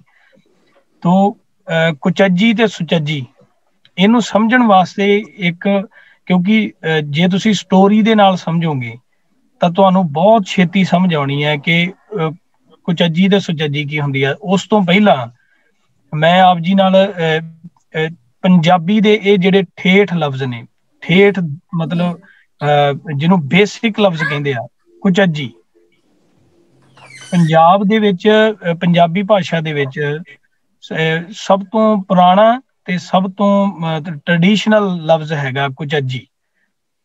ਚੱਜ ਕਹਿੰਦੇ ਨੇ, ਜਿੰਨਾ ਅਸੀਂ ਕਹਿੰਦੇ ਆ ਕਿ ਇਹਨੂੰ ਅਕਲ ਨਹੀਂ ਹੈਗੀ ਕੰਮ ਕਰਨ ਦੀ, ਤੇ ਸਾਡੇ ਪੰਜਾਬੀ ਦੇ ਵਿੱਚ ਆਪਣੇ ਕਹਿੰਦੇ ਨੇ ਕਿ ਇਹਨੂੰ ਚੱਜ ਨਹੀਂ ਆ। ਤੋ ਉਹਦੇ ਵਿੱਚ ਇੱਕ ਕਹਾਵਤ ਹੈਗੀ ਹੈ ਕਿ ਉਹਨੂੰ ਸਿਰਫ ਪੰਜਾਬੀ ਦੀ ਇੱਕ ਕਹਾਵਤ ਹੈ, ਉਹਨੂੰ ਸਮਝਣ ਵਾਸਤੇ ਕਿ ਨੱਚਣ ਦਾ ਚੱਜ ਨਹੀਂ ਤੇ ਕਹਿਣਾ ਕਿ ਵਿਹੜਾ ਉੱਚਾ ਨੀਵਾਂ। ਤੇ ਚੱਜ ਦਾ ਮਤਲਬ ਹੁੰਦਾ ਕਿ ਕਿਸੇ ਚੀਜ਼ ਦਾ ਆਰਟ ਨਹੀਂ ਹੈਗਾ ਤੇਰੇ ਕੋਲ, ਉਹਨੂੰ ਕਰਨ ਦੀ ਤੇਰੇ ਕੋਲ ਯੋਗਤਾ ਨਹੀਂ ਹੈਗੀ, ਯੋਗਤਾ ਕਹਿ ਸਕਦੇ ਅਸੀਂ। ਉਹਨੂੰ ਕਹਿੰਦੇ ਸੀ ਚੱਜ। ਤੇ ਕੁਚੱਜ ਕੱਕਾ ਔਂਕੜ ਲੱਗਣ ਕਰਕੇ ਉਹਦਾ ਵਿਪਰੀਤ ਲਫ਼ਜ਼ ਹੋ ਗਿਆ, ਉਹਦੇ ਆਪੋਜ਼ਿਟ ਹੋ ਗਿਆ ਲਫ਼ਜ਼ ਉਹ, ਕਿ ਚੱਜ ਮਤਲਬ ਕਿ ਉਹਨੂੰ ਉਹਦੀ ਯੋਗਤਾ, ਕੁਚੱਜ ਅਯੋਗਤਾ ਆ ਕਿ ਉਹਦੇ ਵਿੱਚ ਕੋਈ ਵੀ ਯੋਗਤਾ ਨਹੀਂ ਹੈਗੀ। ਇਸੇ ਤਰ੍ਹਾਂ ਹੈਗਾ ਚੱਜ ਤੇ ਹੈਗਾ ਆ ਯੋਗਤਾ, ਪਰ ਸੁਚੱਜੀ ਹੋਣਾ ਭਾਵ ਕਿ ਯੋਗਤਾ ਤੋਂ ਵੀ ਵੱਧ ਕੇ ਹੋਣਾ। ਇੱਕ ਤੇ ਹੁੰਦਾ ਅਸੀਂ ਕਿਸੇ ਨੂੰ ਸਮਝਦੇ ਕਿ ਇਸ ਕੰਮ ਦੇ ਯੋਗ ਹੈ, ਪਰ ਇੱਕ ਹੁੰਦਾ ਅਸੀਂ ਕਹਿੰਦੇ ਕਿ ਇਹ ਕੰਮ ਬਣਿਆ ਹੀ ਇਸ ਬੰਦੇ ਵਾਸਤੇ ਆ। ਉਦਾਹਰਨ ਲੈ ਲਓ ਕਿ ਜਿਸ ਤਰ੍ਹਾਂ ਕਿਸੇ ਨੇ ਕੋਈ ਵੀ ਮਸ਼ੀਨ ਬਣਾਈ ਹੈ, ਜਾਂ ਸਾਡੇ ਘਰ ਦੇ ਵਿੱਚ ਅਸੀਂ ਘਰਾਂ 'ਚ ਰਹਿੰਦੇ ਹਾਂ ਤਾਂ ਕੋਈ ਉਹ ਬਣਾਉਂਦਾ ਆ, ਕੋਈ ਕੋਠੀ ਬਣਾਉਂਦਾ ਆ, ਤਾਂ ਅਸੀਂ ਕਹਿੰਦੇ ਆ ਕਿ ਬਾਕੀ ਦੇ ਵੀ ਬਣਾ ਸਕਦੇ ਸੀ, ਪਰ ਜਿਹੜਾ ਇਹਨੇ ਸਟਰਕਚਰ ਤਿਆਰ ਕੀਤਾ ਆ ਉਹਦੇ ਨਾਲ ਦਾ ਹੋਰ ਕੋਈ ਨਹੀਂ ਕਰ ਸਕਦਾ। ਇਹ ਮਿਸਤਰੀ ਬੜਾ ਵਧੀਆ ਕੰਮ ਤੇ ਕਰ ਲੈਂਦਾ ਆ, ਪਰ ਜਿਹੜਾ ਇਹ ਕੰਮ ਕਰਦਾ ਇਹਦਾ ਕੋਈ ਤੋੜ ਨਹੀਂ ਹੈਗਾ, ਇਹਦੀ ਸਿਫਤ ਹੀ ਹੈ। ਉਹਨੂੰ ਕਹਿੰਦੇ ਨੇ ਸੁਚੱਜਾ ਕੰਮ। ਜਿਸ ਤਰ੍ਹਾਂ ਪੁੱਤਰ ਹੋਣਾ, ਕਿ ਪੁੱਤ ਤਾਂ ਅਸੀਂ ਕਹਿੰਦੇ ਸਾਰਿਆਂ ਦੇ ਪੁੱਤ ਹੁੰਦੇ ਆ, ਪੁੱਤਰ ਸਾਰਿਆਂ ਦੇ ਹੁੰਦੇ ਆ, ਪੁੱਤਰੀਆਂ ਸਾਰਿਆਂ ਦੀਆਂ ਹੁੰਦੀਆਂ। ਇੱਕ ਹੁੰਦਾ ਹੈ ਕਪੁੱਤਰ, ਜਿਹੜਾ ਪਿਓ ਦੇ ਆਖੇ ਨਹੀਂ ਲੱਗਦਾ ਤੇ ਆਪਣੀ ਮਨਮਰਜ਼ੀ ਕਰਦਾ ਤੇ ਆਪਣੇ ਤਰੀਕੇ ਨਾਲ ਚੱਲਦਾ, ਤੇ ਉਹਨੂੰ ਕਹਿੰਦੇ ਵੀ ਇਹ ਤਾਂ ਕਿਸੇ ਸਿਸਟਮ 'ਚ ਨਹੀਂ ਆਉਂਦਾ, ਇਸ ਕਰਕੇ ਕਪੁੱਤਰ ਆ। ਤੇ ਇੱਕ ਹੁੰਦਾ ਸੁਪੁੱਤਰ, ਜਦੋਂ ਅਸੀਂ ਬਹੁਤ ਲਾਇਕ ਪੁੱਤਰ ਹੋਵੇ ਜਿਸ ਦਾ, ਉਹਨੂੰ ਕਹਿੰਦੇ ਕਿ ਇਹ ਪੁੱਤ ਤੇ ਸਾਰਿਆਂ ਦੇ ਹੁੰਦੇ ਆ, ਪਰ ਤੁਹਾਡਾ ਪੁੱਤ ਤੇ ਬਿਲਕੁਲ ਲਾਇਕ ਆ, ਇਹ ਤਾਂ ਇੰਨਾ ਲਾਇਕ ਆ ਕਿ ਇਹਨੂੰ ਦੱਸਣ ਦੀ ਲੋੜ ਨਹੀਂ, ਇਹ ਬਹੁਤ ਜ਼ਿੰਮੇਵਾਰ ਆ। ਤੋ ਇਸ ਕਰਕੇ ਉਹਦੇ ਅਗਲੇ ਪਾਸੇ ਸੱਸੇ ਨੂੰ ਔਂਕੜ ਲੱਗ ਗਿਆ। ਇਸੇ ਤਰ੍ਹਾਂ ਹੀ ਕੁਚੱਜੀ ਤੇ ਸੁਚੱਜੀ ਹੈਗੀ। ਪਰ ਮਹਾਰਾਜ ਸਾਹਿਬ ਨੇ, ਸੱਚੇ ਪਾਤਸ਼ਾਹ ਜੀ ਨੇ ਇਹਦੇ ਤੋਂ ਵੀ ਇੱਕ ਸਟੈਪ ਅੱਗੇ ਹੋ ਗਏ। ਉਹ ਸਟੈਪ ਹੈਗਾ ਆ ਗੁਣਵੰਤੀ ਦਾ। ਗੁਣਵੰਤੀ ਦਾ ਭਾਵ ਹੈਗਾ ਆ ਕਿ ਤੁਹਾਡੇ ਅੰਦਰ ਇੰਨੀਆਂ ਖੂਬੀਆਂ ਹੋਣੀਆਂ। ਇੱਕ ਤੇ ਹੁੰਦਾ ਆ ਅਸੀਂ ਕਿਸੇ ਨੂੰ ਦੱਸ ਕੇ ਕੰਮ ਕਰਵਾਉਂਦੇ ਆ, ਇੱਕ ਹੁੰਦਾ ਦੱਸਣ ਦੀ ਵੀ ਲੋੜ ਨਹੀਂ ਤੇ ਤੁਹਾਨੂੰ ਧਿਆਨ ਰੱਖਣ ਦੀ ਵੀ ਲੋੜ ਨਹੀਂ, ਕੰਮ ਵੀ ਹੋ ਜਾਣਾ ਆ ਤੇ ਦੱਸਣਾ ਵੀ ਨਹੀਂ ਪੈਣਾ। ਸੋ ਗੁਰੂ ਸਾਹਿਬ ਜੀ ਨੇ ਜਿਹੜਾ ਗੁਣਵੰਤੀ ਦੱਸਿਆ ਆ, ਉਹਦੇ ਵਿੱਚ ਇਹੀ ਦੱਸਿਆ ਕਿ ਜਿਹੜਾ ਕੁਚੱਜਾ ਹੁੰਦਾ ਆ ਉਹਦੇ ਬਾਰੇ ਦੱਸਿਆ ਕਿ ਉਹ ਜ਼ਿੰਦਗੀ ਤੋਂ ਕਿਸ ਤਰ੍ਹਾਂ ਅਲੱਗ ਹੁੰਦਾ। ਮੈਂ ਉਹਦੇ ਵਾਸਤੇ ਇੱਕ ਤੁਹਾਨੂੰ ਛੋਟੀ ਜਿਹੀ ਕਹਾਣੀ ਹੈ, ਉਹ ਮੈਂ ਸਮਝਾ ਦਿੰਦਾ ਤਾਂ ਕਿ ਸਾਨੂੰ ਉਹ ਗੱਲ ਸਮਝ ਆ ਜਾਏ। ਇੱਕ ਰਾਜਾ ਆ, ਕਿਉਂਕਿ ਅਸੀਂ ਦੇਖਦੇ ਹਾਂ ਕਿ ਰਾਜਿਆਂ ਨੇ ਇੱਕ ਤੋਂ ਦੋ ਵਿਆਹ, 3 ਵਿਆਹ, 4 ਵਿਆਹ ਉਹਨਾਂ ਦੇ ਜਿਹੜੇ ਹੈਗੇ ਉਹ ਉਹਨਾਂ ਦਾ ਟ੍ਰੈਡੀਸ਼ਨਲ ਸੀ ਕਿ ਉਹਨਾਂ ਨੇ ਕਰਾਉਣਾ ਹੀ ਕਰਾਉਣਾ। ਜਦੋਂ ਰਾਜਾ ਇੱਕ ਜਿਹੜੀ ਉਹਦੀ ਰਾਣੀ ਹੈ ਉਹਦੇ ਨਾਲ ਉਹਦੀ ਮੈਰਿਜ ਹੁੰਦੀ ਆ, ਤਾਂ ਉਹ ਬਹੁਤ ਬੰਦਗੀ ਵਾਲੀ ਹੈ, ਬੜੀ ਰੱਬ ਦੇ ਨਾਲ ਸਾਂਝ ਪਾਉਣ ਵਾਲੀ ਆ, ਬੜੇ ਗੁਣਾਂ ਵਾਲੀ ਆ। ਤੇ ਰਾਜਾ ਜਦੋਂ ਦੂਸਰੀ ਸ਼ਾਦੀ ਕਰਾਉਂਦਾ ਆ ਤੇ ਜਿਹੜੀ ਪਹਿਲੀ ਰਾਣੀ ਆ ਉਹ ਪਹਿਲੇ ਆਪਣੇ ਮਹਿਲ ਵਿੱਚ ਰਹਿੰਦੀ ਆ, ਪੁਰਾਣੇ ਮਹਿਲ ਵਿੱਚ, ਉਹੀ ਜਿਹੜਾ ਰਾਜੇ ਨੇ ਉਹਨੂੰ ਦਿੱਤਾ ਹੁੰਦਾ ਪੁਰਾਣਾ, ਉਹਦੇ ਵਿੱਚ ਕੋਈ ਬਹੁਤਾ ਵੱਡਾ ਲੰਮਾ ਚੌੜਾ ਤਾਮਝਾਮ ਨਹੀਂ ਹੈਗਾ। ਜਿਹੜੀ ਨਵੀਂ ਰਾਣੀ ਆਉਂਦੀ ਆ ਉਹਨੂੰ, ਉਹਦੇ ਕੋਲ ਸਭ ਕੁਝ ਹੁੰਦਾ, ਐਸ਼ੋ ਇਸ਼ਰਤ ਦੇ ਸਾਰੇ, ਨਵਾਂ ਮਹਿਲ ਹੁੰਦਾ, ਸਭ ਕੁਝ ਹੁੰਦਾ, ਰਾਜਾ ਵੀ ਉਹਦੇ ਕੋਲ ਆ। ਜਿਹੜੀ ਪਹਿਲੀ ਹੈ ਰਾਣੀ, ਉਹਦੇ ਮਨ ਵਿੱਚ ਸਿਰਫ ਪਤੀ ਦਾ ਸਤਿਕਾਰ, ਪਤੀ ਦੇ ਪ੍ਰਤੀ ਭਾਵਨਾ ਤੇ ਪਤੀ ਦੇ ਪ੍ਰਵਾਨ ਹੋਣ ਦਾ ਜਿਹੜਾ ਅਹਿਸਾਸ ਹੈਗਾ ਉਹਦੇ ਦਿਲ ਵਿੱਚ ਆ। ਇੱਕ ਦਿਨ ਕਿਸੇ ਨੇ, ਜਿਹੜੀਆਂ ਦਾਸੀਆਂ ਕੰਮ ਕਰਦੀਆਂ, ਉਹਨਾਂ ਨੇ ਛੋਟੀ ਰਾਣੀ ਨੂੰ ਇਹ ਗੱਲ ਦੱਸੀ ਕਿ ਤੇਰੇ ਕੋਲ ਸਭ ਕੁਝ ਹੈਗਾ, ਪਰ ਜਦੋਂ ਇੱਕ ਵਾਰੀ ਰਾਜਾ ਮਿਸਰ ਗਿਆ ਸੀ ਤੇ ਉੱਥੋਂ ਇੱਕ ਰਾਣੀ ਹਾਰ ਲੈ ਕੇ ਆਇਆ ਸੀ। ਉਹ ਰਾਣੀ ਹਾਰ ਜੇ ਕਿਤੇ ਤੈਨੂੰ ਮਿਲ ਜਾਏ ਤੇ ਤੂੰ ਜਿਹੜੀ ਪਹਿਲੀ ਰਾਣੀ ਹੈ ਉਹਦੇ ਨਾਲੋਂ ਮਤਲਬ ਕੰਪਲੀਟ ਹੋ ਜਾਏਗੀ। ਉਹ ਤੇਰੇ 'ਚ ਅਨਕੰਪਲੀਟ ਕੰਮ ਹੈਗਾ ਕਿ ਤੇਰੇ ਕੋਲ ਉਹ ਹਾਰ ਨਹੀਂ ਹੈਗਾ। ਇਸ ਸ਼ਬਦ ਨੂੰ ਜਦੋਂ ਤੁਸੀਂ ਪੜ੍ਹੋਗੇ ਨਾ, ਤੇ ਜਿਹੜੀ ਮੈਂ ਤੁਹਾਨੂੰ ਕਹਾਣੀ ਦੱਸ ਰਿਹਾ ਤੇ ਤੁਸੀਂ ਇੱਕ ਇੱਕ ਪੰਕਤੀ ਲਾ ਕੇ ਦੇਖੀ ਜਾਣੀ ਆ, ਤੇ ਤੁਹਾਨੂੰ ਆਪਣੇ ਆਪ ਸਾਰੀ ਇਹ ਕਹਾਣੀ ਜਿਹੜੀ ਆ ਉਹ ਤੁਹਾਡੇ ਸਾਹਮਣੇ ਚੱਲੀ ਜਾਣੀ ਕਿ ਬਿਲਕੁਲ ਕੁਚੱਜੀ ਵਾਲੇ ਗੁਣ ਉਹਦੇ 'ਚ ਕੁਚੱਜੀ ਵਾਲੇ ਸੀ, ਜਿਹੜੀ ਪਹਿਲੀ ਰਾਣੀ ਸੀ ਉਹਦੇ 'ਚ ਸੁਚੱਜੀ ਵਾਲੇ ਗੁਣ ਸੀ। ਉਹ ਜਿਹੜੀ ਨਵੀਂ ਰਾਣੀ ਆਉਂਦੀ ਹੈ ਉਹ ਰਾਣੀ ਹਾਰ ਲੈਣ ਦੀ ਖਾਤਰ ਪੁਰਾਣੀ ਰਾਣੀ ਕੋਲ ਜਾਂਦੀ ਹੈ। ਪੁਰਾਣੀ ਰਾਣੀ ਕੋਲ ਜਾ ਕੇ ਤਾਂ ਉਹ ਜਿਹੜੀ ਪਹਿਲੇ ਵਾਲੀ ਰਾਣੀ ਉਹ ਬੜੀ ਖੁਸ਼ ਹੁੰਦੀ ਹੈ ਕਿ ਛੋਟੀ ਰਾਣੀ ਮੇਰੇ ਕੋਲ ਆਈ ਆ। ਉਹ ਬੜਾ ਉਹਦੀ ਆਓ ਭਗਤ ਕਰਦੀ ਆ। ਆਓ ਭਗਤ ਕਰਕੇ ਤੇ ਉਹਨੂੰ ਕਹਿੰਦੀ ਆ ਤੂੰ ਬੜੀ ਕਰਮਾਂ ਵਾਲੀ ਹੈ, ਮੇਰੇ ਨਾਲੋਂ ਤਾਂ ਤੂੰ 100 ਗੁਣਾ ਚੰਗੀ ਆ, ਤੇਰਾ ਪਤੀ ਤੇਰੇ ਕੋਲ ਹੈ। ਮੇਰਾ ਪਤੀ ਮੇਰੇ ਸਾਹਮਣੇ ਹੁੰਦਿਆਂ ਵੀ ਮੇਰੇ ਕੋਲ ਨਹੀਂ ਆ ਤੇ ਮੈਨੂੰ ਇਸ ਚੀਜ਼ ਦਾ ਸੰਤਾਪ ਆ ਕਿ ਮੇਰਾ ਪਤੀ ਮੇਰੇ ਸਾਹਮਣੇ ਹੋਣ ਦੇ ਬਾਵਜੂਦ ਵੀ ਮੇਰੇ ਕੋਲ ਨਹੀਂ ਹੈਗਾ। ਪਰ ਤੂੰ ਬੜੀ ਭਾਗਾ ਵਾਲੀ ਹੈ, ਤੂੰ ਪਤੀ ਵਾਲੀ ਵੀ ਹੈ, ਤੈਨੂੰ ਸੁੱਖ ਵੀ ਹੈ, ਤੈਨੂੰ ਮਹਿਲਾਂ ਦੇ ਸੁੱਖ ਵੀ ਹੈ, ਸੰਸਾਰਿਕ ਸੁੱਖ ਵੀ ਹੈ ਤੇ ਪਤੀ ਦਾ ਸੁੱਖ ਵੀ ਹੈ। ਉਹ ਕਹਿੰਦੀ ਸਭ ਕੁਝ ਹੈਗਾ। ਜਿਹੜੀ ਛੋਟੀ ਰਾਣੀ ਹੈ ਉਹ ਉਹਦੀ ਖੁਸ਼ਾਮਦ ਕਰਦੀ ਹੈ ਕਿ ਤੇਰੀ ਬੜੀ ਸਿਫਤ ਕਰਦਾ ਰਾਜਾ, ਤੇਰੇ ਬੜੇ ਗੁਣ ਗਾਉਂਦਾ ਆ। ਉਹ ਕਹਿੰਦਾ ਉਹ ਬੜੀ ਬੰਦਗੀ ਕਰਦੀ ਆ, ਰੱਬ ਦਾ ਨਾਮ ਲੈਂਦੀ ਹੈ। ਉਹ ਜਦੋਂ ਸਾਰੀਆਂ ਸਿਫਤਾਂ ਕਰਕੇ ਤੇ ਉਹਨੂੰ ਕਹਿੰਦੀ ਕਿ ਭੈਣ ਹੁਣ ਤੂੰ ਤਾਂ ਰਾਣੀ ਦਾ ਅਧਿਕਾਰ ਤੇਰੇ ਕੋਲ ਨਹੀਂ ਰਿਹਾ, ਤੇ ਜੇ ਤੂੰ ਕਿਰਪਾ ਕਰਦੇ ਮੈਨੂੰ ਇੱਕ ਰਾਣੀ ਹਾਰ ਤੈਨੂੰ ਰਾਜੇ ਨੇ ਮਿਸਰ ਤੋਂ ਲਿਆ ਕੇ ਦਿੱਤਾ ਸੀ, ਜੇ ਤੂੰ ਕਿਤੇ ਮੈਨੂੰ ਉਹ ਦੇ ਦੇ ਤੇ ਉਹਦੇ ਵੰਡੇ ਜੋ ਮੰਗੇਗੀ ਮੈਂ ਤੈਨੂੰ ਦਊਂਗੀ। ਜਿਹੜੀ ਪਹਿਲੀ ਵਾਲੀ ਰਾਣੀ ਹੈ ਉਹਨੇ ਕਿਹਾ ਤੂੰ ਇੱਕ ਹਾਰ ਨਹੀਂ, ਮੇਰੇ ਕੋਲ 10 ਲੈ, ਮੇਰੇ ਕੋਲ ਜਿੰਨਾ ਸਮਾਨ ਹੈਗਾ ਮੇਰੇ ਕੋਲ ਸਾਰਾ ਹੀ ਲੈ ਲਾ, ਪਰ ਉਹਦੇ ਵੰਡੇ ਮੈਂ ਤੈਨੂੰ ਇੱਕ ਕੰਮ ਕਰਨਾ ਪੈਣਾ। ਉਹ ਕਹਿੰਦੀ ਦੱਸੋ। ਉਹ ਕਹਿੰਦੀ ਕਿ ਰਾਜੇ ਨੂੰ ਮੇਰਾ ਇੰਨਾ ਸੁਨੇਹਾ ਦੇ ਦਿਓ ਕਿ ਤੁਸੀਂ ਜਿਹੜੀ ਰਾਣੀ ਹੈਗੀ ਆ ਉਹਦੇ ਕੋਲ ਇੱਕ ਦਿਨ ਵਾਸਤੇ ਤੁਸੀਂ ਜ਼ਰੂਰ ਉਹਨੂੰ ਮਿਲ ਕੇ ਆਓ, ਆਪ ਚੱਲ ਕੇ ਜਾਓ। ਉਹ ਜਿਹੜੀ ਛੋਟੀ ਰਾਣੀ ਹੈ ਉਹ ਕਹਿੰਦੀ ਇਹ ਤੇ ਕੰਮ ਹੀ ਕੋਈ ਨਹੀਂ ਹੈਗਾ, ਕਿਉਂਕਿ ਜਿਹੜਾ ਕੁਚੱਜਾ ਹੁੰਦਾ ਆ, ਜਿੰਨੇ ਅਕਲ ਤੋਂ ਜਾਂ ਭਾਵਨਾ ਤੋਂ ਜਾਂ ਆਪਣੇ ਦਿਲ ਦੀ ਮੁਹੱਬਤ ਤੋਂ ਕੰਮ ਨਹੀਂ ਲੈਣਾ, ਉਹਨੇ ਸੋਚਣਾ ਕਿ ਇਹ ਤੇ ਬਹੁਤ ਛੋਟੀ ਚੀਜ਼ ਆ। ਜਿਸ ਤਰ੍ਹਾਂ ਅਸੀਂ ਅੱਜ ਵੀ ਕਹਿੰਦੇ ਨਾ ਕਿ ਬਾਣੀ ਵਿੱਚ ਲਿਖਿਆ ਹੈ ਕਿ ਜੇ ਗੁਰੂ ਮਿਲ ਜਾਏ ਜਾਂ ਗੁਰੂ ਦੀ ਕੋਈ ਗੱਲ ਸੁਣਾਏ ਤੇ ਉਹਦੇ ਵਾਸਤੇ ਕੀ ਕਰਨਾ ਚਾਹੀਦਾ। ਤੇ ਸਤਿਗੁਰੂ ਨੇ ਬਾਣੀ ਵਿੱਚ ਲਿਖਿਆ ਸੀਸ ਵੱਡੇ ਕਰ ਬੈਸਣ ਦੀਜੈ, ਬਿਨ ਸਿਰ ਸੇਵ ਕਰੀ ਜੈ। ਏਡਾ ਵੱਡਾ ਮੁੱਲ ਹੈਗਾ ਕਿ ਆਪਣਾ ਸਿਰ ਵੀ ਵੱਢ ਕੇ ਦੇਣ ਲਈ ਤਿਆਰ ਹੈ ਜੇ ਕੋਈ ਗੁਰੂ ਇੱਕ ਦਿਨ ਲਈ ਕਿਸੇ ਨੂੰ ਮਿਲਾ ਦੇਵੇ, ਜੇ ਇੱਕ ਦਿਨ ਲਈ ਗੁਰੂ ਸਾਡੇ ਕੋਲ ਆ ਜਾਵੇ। ਉਹ ਛੋਟੀ ਰਾਣੀ ਨੇ ਰਾਜੇ ਨੂੰ ਕਿਹਾ ਕਿ ਉਹਨੇ ਇਹ ਨਹੀਂ ਦੱਸਿਆ ਕਿ ਮੈਂ ਹਾਰ ਲੈ ਕੇ ਆਈ ਹਾਂ।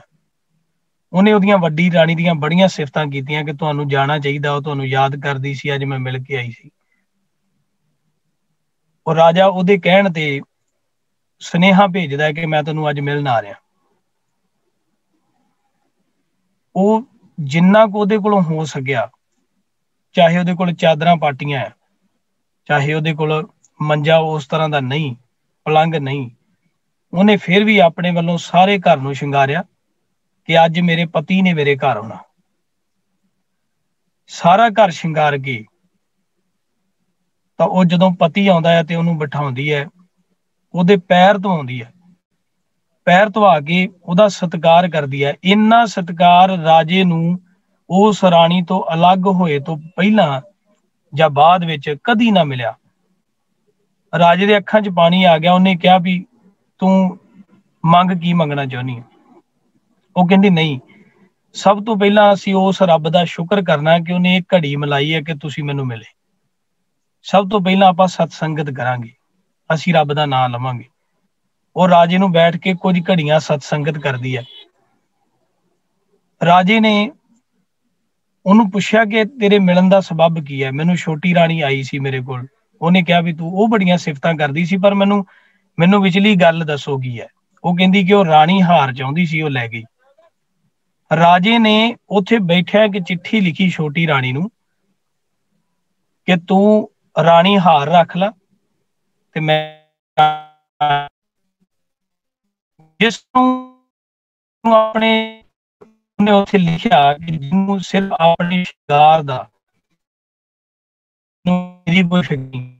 ਜਿਹਨੂੰ ਆਪਣੇ ਸਰੀਰ ਆਪਣੇ ਲੋੜ ਹੋਰ ਕਿਸੇ ਦੀ ਫਿਕਰ ਹੀ ਨਹੀਂ, ਕੋਈ ਕਿਸੇ ਦੀਆਂ ਭਾਵਨਾਵਾਂ ਦੀ ਫਿਕਰ ਨਹੀਂ, ਤੇ ਫਿਰ ਮੈਂ ਤੈਨੂੰ ਛੱਡ ਕੇ ਤੇ ਮੈਂ ਉਹਦੇ ਪੱਲੇ ਲੱਗਣਾ ਜਿਹਨੂੰ ਕੋਈ ਅਹਿਸਾਸ ਹੀ ਨਹੀਂ ਤੇਰਾ, ਤੇ ਉਹਦਾ ਫਾਇਦਾ ਕੀ। ਤਾਂ ਸਤਿਗੁਰੂ ਜੀ ਨੇ ਜਿਹੜਾ ਬਾਣੀ ਵਿੱਚ ਇਹ ਸ਼ਬਦ ਲਿਖਿਆ ਹੈ, ਜਿਹੜੀ ਕੁੱਜੀ ਹੈ, ਕੁੱਜੀ ਕੀ ਕਰਦੀ ਹੈ, ਮੈਂ ਆਪ ਸ਼ਬਦ ਜਿਹੜਾ ਹੈਗਾ ਉਹ ਸਰਵਣ ਕਰਾ ਦਿੰਨਾ।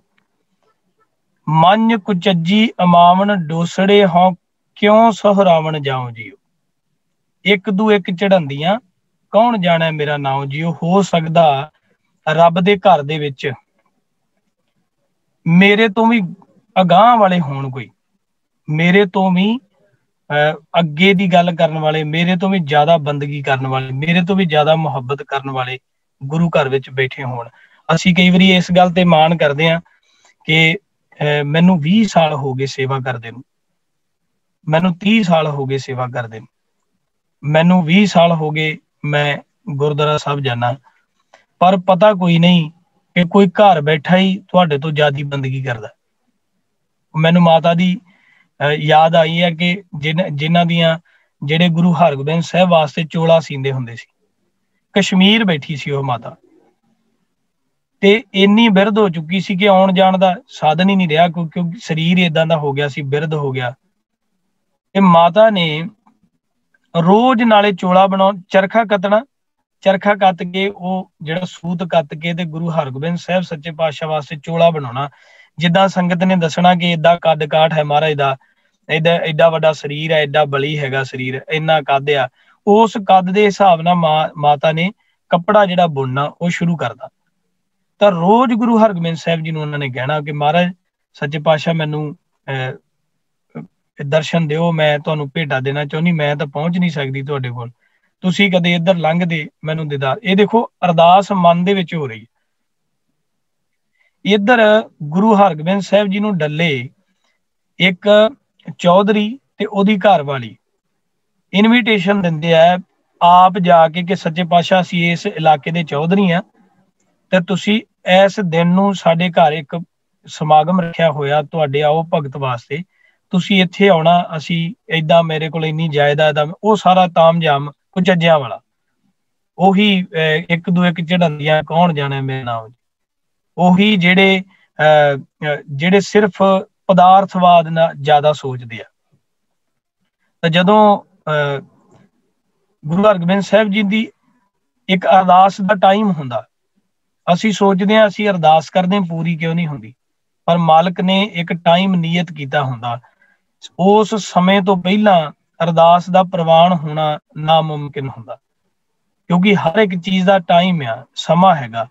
ਉਸ ਸਮੇਂ ਦੇ ਜਦੋਂ ਟਾਈਮ ਫਿੱਟ ਬੈਠਦੀ ਹੈ ਚੀਜ਼, ਉਦੋਂ ਹੀ ਮਿਲਣੀ ਹੈ, ਨਹੀਂ ਮਿਲਣੀ। ਤਾਂ ਗੁਰੂ ਹਰਗੋਬਿੰਦ ਸਾਹਿਬ ਜੀ ਨੇ ਕਿਹਾ ਕਿ ਆਪਾਂ ਕਸ਼ਮੀਰ ਚੱਲਣਾ। ਸਤਿਗੁਰੂ ਜੀ ਉਸ ਵੇਲੇ ਕਸ਼ਮੀਰ ਜਾਂਦੇ ਆ, ਮਾਈ ਕੋਲੋਂ ਚੋਲਾ ਐਕਸੈਪਟ ਕਰਦੇ ਆ। ਇੱਕ ਉਹ ਹੈ ਜਿਹੜਾ ਮਨ ਨਾਲ ਅਰਦਾਸ ਕਰ ਰਿਹਾ ਸੀ ਗੁਰੂ ਹਰਗੋਬਿੰਦ ਸਾਹਿਬ ਜੀ ਦੇ ਚਰਨਾਂ ਦੇ ਵਿੱਚ, ਉਹਨੇ ਇਨਵੀਟੇਸ਼ਨ ਨਹੀਂ ਦਿੱਤਾ, ਮੁਹੱਬਤ ਕੀਤੀ ਹੈ, ਪਿਆਰ ਕੀਤਾ ਤੇ ਅਰਦਾਸ ਕੀਤੀ, ਬਸ। ਕੋਈ ਉਹਨੇ ਪ੍ਰੇਮ ਭੇਟਾ ਨਹੀਂ ਭੇਜੀ, ਕੋਈ ਉਹ ਚੱਲ ਕੇ ਨਹੀਂ ਆਈ, ਕੋਈ ਉਹਨੇ ਇਨਵੀਟੇਸ਼ਨ ਨਹੀਂ, ਕੋਈ ਉਹਦੇ ਘਰ 'ਚ ਖਾਣ ਦਾ ਪ੍ਰਬੰਧ ਨਹੀਂ।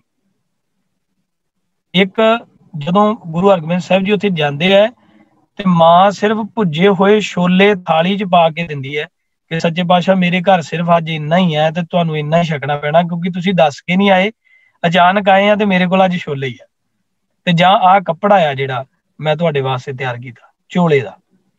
ਇੱਕ ਉਹ ਹੈ ਜਿਨ੍ਹਾਂ ਨੇ ਇਨਵੀਟੇਸ਼ਨ ਦਿੱਤਾ ਤੇ ਉਹ ਕਹਿੰਦੇ ਸੀ ਅਸੀਂ ਬੜਾ ਤਾਮਝਾਮ। ਉਹੀ ਸਟੋਰੀ ਫੇਰ ਘੁੰਮ ਜਾਂਦੀ ਹੈ।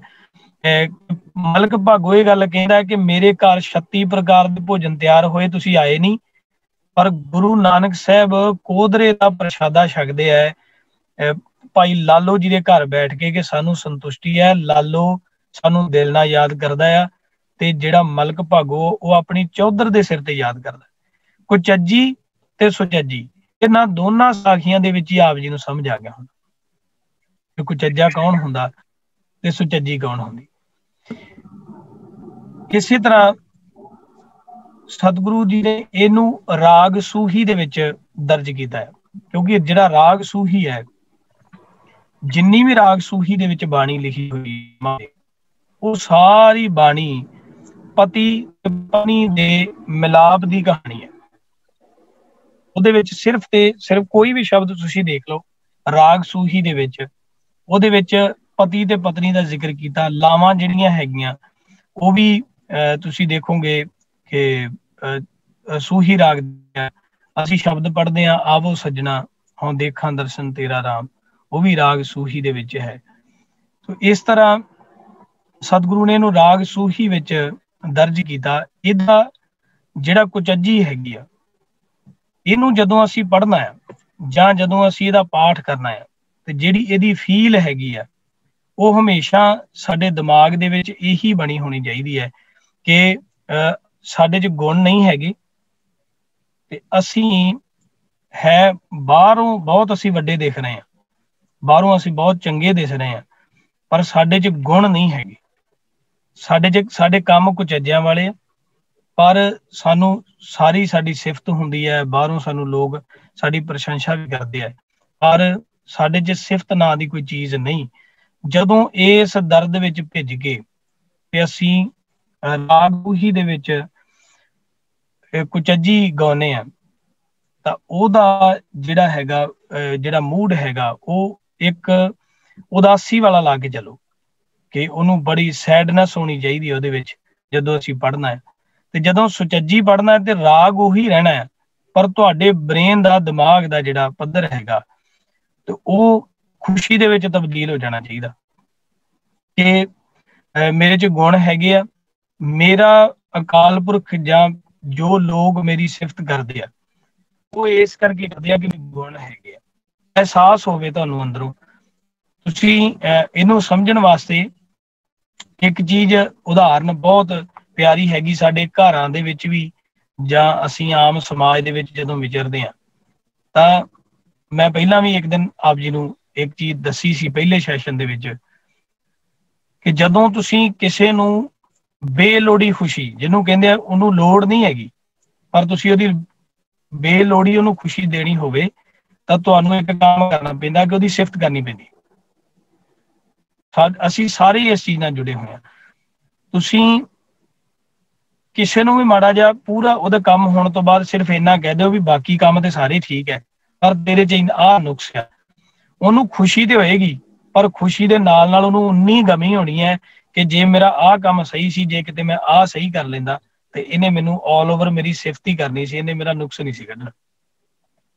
ਇੱਕ ਹੁੰਦਾ ਆ ਜਦੋਂ ਸਾਨੂੰ ਪਤਾ ਆ ਕਿ ਸਾਡੇ 'ਚ ਗੁਣ ਹੈਗਾ ਤੇ ਕੋਈ ਬੰਦਾ ਸਾਡੀ ਸਿਫਤ ਕਰ ਲਿਆ। ਮੰਨ ਲਓ ਘਰ ਦੇ ਵਿੱਚ ਅਸੀਂ ਜ਼ਿਆਦਾ ਜੁੜੇ ਹੋਏ ਆ ਔਰਤਾਂ ਦੇ ਨਾਲ ਜੁੜੇ ਹੋਏ, ਕਿਉਂਕਿ ਘਰ ਜਿਹੜਾ ਮਕਾਨ ਹੈਗਾ ਉਹ ਆਦਮੀ ਬਣਾਉਂਦਾ ਹੈ।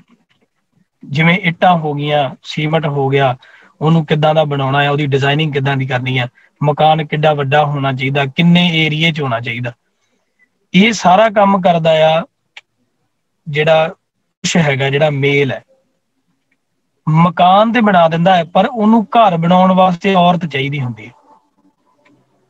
ਤੁਸੀਂ ਕਦੇ ਵੀ ਸੋਚ ਕੇ ਦੇਖਿਓ, ਤੁਹਾਡੇ ਆਲੇ ਦੁਆਲੇ ਏਦਾਂ ਦੇ ਇਨਸਾਨ ਹੋਣਗੇ ਜਿਹੜੇ ਮਕਾਨ 'ਚ ਤੇ ਰਹਿੰਦੇ ਆ, ਪਰ ਉਹਨੂੰ ਅਸੀਂ ਘਰ ਨਹੀਂ ਕਹਿ ਸਕਦੇ, ਕਿਉਂਕਿ ਘਰ ਦੇ ਵਿੱਚ ਬਹੁਤ ਚੀਜ਼ਾਂ ਜੁੜੀਆਂ ਹੁੰਦੀਆਂ, ਖੁਸ਼ੀਆਂ ਹੁੰਦੀਆਂ, ਅਹਿਸਾਸ ਹੁੰਦਾ ਆ, ਕੁਰਬਾਨੀ ਹੁੰਦੀ ਆ, ਪਿਆਰ ਹੁੰਦਾ ਆ, ਕਿਸੇ ਵਾਸਤੇ ਜੀਣਾ ਹੁੰਦਾ ਆ, ਕਿਸੇ ਦੀਆਂ ਲੋੜਾਂ ਪੂਰੀਆਂ ਕਰਨ ਵਾਸਤੇ ਜ਼ਿੰਮੇਵਾਰੀਆਂ ਹੁੰਦੀਆਂ। ਹਰ ਚੀਜ਼ ਘਰ ਦੇ ਵਿੱਚ ਮੌਜੂਦ ਹੁੰਦੀ, ਪਰ ਮਕਾਨ 'ਚ ਨਹੀਂ ਹੁੰਦੀ।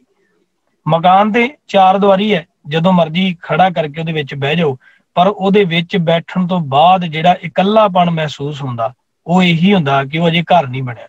ਘਰ ਹਮੇਸ਼ਾ ਔਰਤ ਨਾਲ ਬਣਦਾ। ਇਸੇ ਕਰਕੇ ਸਤਿਗੁਰੂ ਨੇ ਕਿਹਾ ਸੀ, ਸਕਲ ਧਰਮ ਮੈਂ ਗ੍ਰਸਤ ਪ੍ਰਧਾਨ ਹੈ।